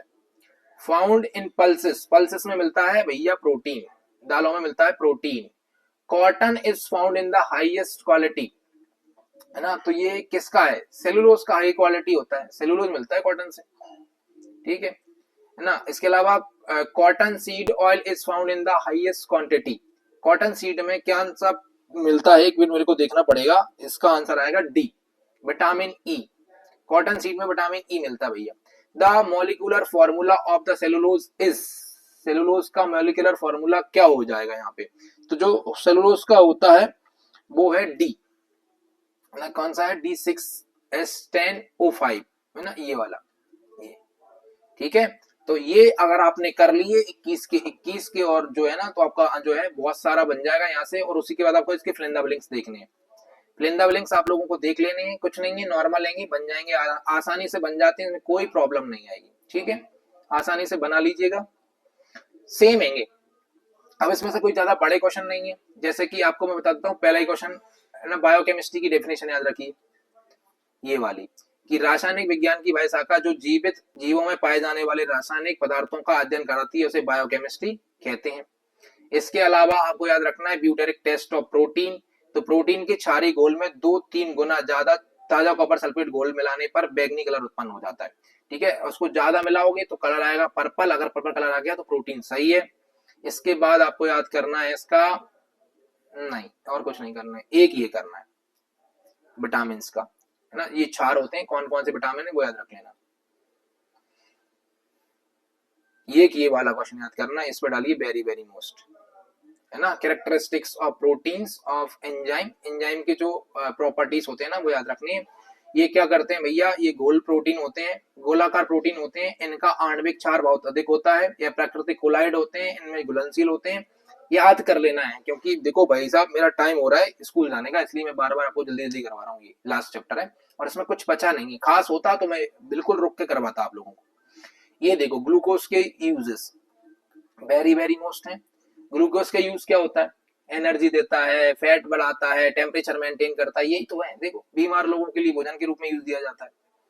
इसके अलावा ये क्वेश्चन ये वाला कर लेना, right the function of protein, protein के फंक्शन, तो वो शरीर में नए ऊतक बनाते हैं, न्यू टिश्यू बनाते हैं, क्षतिग्रस्त कोशिकाओं में की मरम्मत करते हैं, डेड सेल को रिपेयर करते हैं, अमीनो एसिड बनाते हैं, अमीनो एसिड्स एंजाइम बनाते हैं, है ना। इसके अलावा शरीर में रोग प्रतिरोधक क्षमता पैदा करते हैं, प्रोटीन जानवरों की दिमागी शक्ति को भी बढ़ाते हैं, है ना, तो मेमोरी पावर भी बढ़ाते हैं, तो हिंदी इंग्लिश में दोनों में कर लेना, कोई दिक्कत नहीं है। एक ये वाला मेन यूजेस, अब देखो ये ऊपर ही तो था, ये वाला और नीचे वाला सेम अलग थोड़ी है, यूजेस भी वही होते हैं उसके, ठीक है। और ये वाला क्वेश्चन बायोकेमिस्ट्री का महत्व, ये तो आप लोग पढ़ ही लेना यार क्या होता है। एक क्वेश्चन ये वाला इंपॉर्टेंट है, ये मैं आप लोगों को पढ़ा देता हूँ, आसानी से ध्यान से पढ़ के जाना है, ये कि विटामिन ए का नाम होता है रेटिनॉल, नाइट ब्लाइंडनेस होती है, विटामिन बी का नाम होता है थायमीन, बेरी बेरी रोग हो जाता है, विटामिन सी का नाम होता है एक्सकॉर्बिक एसिड, है ना, स्कर्वी रोग होता है, विटामिन डी का नाम होता है कैल्सीफेरॉल, रिकेट्स होता है, विटामिन ई का नाम होता है टोकोफेरल, है ना, जो इनफर्टिलिटी हो जाती है, रिप्रोडक्शन पावर कम हो जाती है, विटामिन के का नाम होता है पॉलीक्विनिन, है ना, ब्लड क्लॉटिंग नहीं होती अगर इसकी कमी हो गई तो, ये देखो हिंदी वाले आराम से देख लो तसल्ली से, यहाँ से बना लेना, नाम सेम होते हैं। इसके अलावा आपको इसमें कुछ भी याद नहीं करना है, और ये आप लोगों की केमिस्ट्री हो गई भैया खत्म। एक ये वाला भी आप लोग देख के जाएंगे, इंपॉर्टेंट नहीं है लेकिन देख लेना कौन से में कौन सा विटामिन होता है ना, जैसे ग्लूटेन होता है व्हीट में, प्रोटीन होता है, प्रोविलिन होता है इसमें, है ना, ऐसे मिल्क में होता है केसीन, कौन सा प्रोटीन कहाँ पे होता है। इसके अलावा आपको कुछ भी याद नहीं करना है। हिंदी वाले भी बेटा आराम से देख सकते हैं, यहाँ पे देख लो, ठीक है। और आज मैंने बहुत मेहनत से आप लोगों को ये बनाया है, तो आप लोगों का काम है कि इस पे कम से कम हर बच्चे को 2-3 बच्चों को जो है 2 से 3 बच्चों को इस वीडियो को शेयर करना है, इस पे लाइक करनी है, भर भर के कमेंट करनी है, क्योंकि एक वीडियो में केमिस्ट्री खत्म करवाया है तो मैं एक एक वीडियो में एक एक सब्जेक्ट पूरा का पूरा खत्म करवा सकता हूँ। पूरा का पूरा एनिमल, पूरे का पूरा क्रॉप हम एक एक वीडियो में कंप्लीट कर सकते हैं, अगर आप लोगों का क्या रहा, सपोर्ट रहा। तो एग्जाम के दिनों में, जो एग्जाम में बीच में गैप मिलेंगे, उनमें एक एक में वीडियो के अंदर पूरा पूरा रिवीजन आप लोगों को करवा के दूंगा। बस आप लोग क्या करिए, चैनल के साथ जुड़े रहिए, सपोर्ट करिए और दोस्तों के साथ ये वीडियो शेयर करिए, ठीक है। मिलते हैं नेक्स्ट वीडियो में।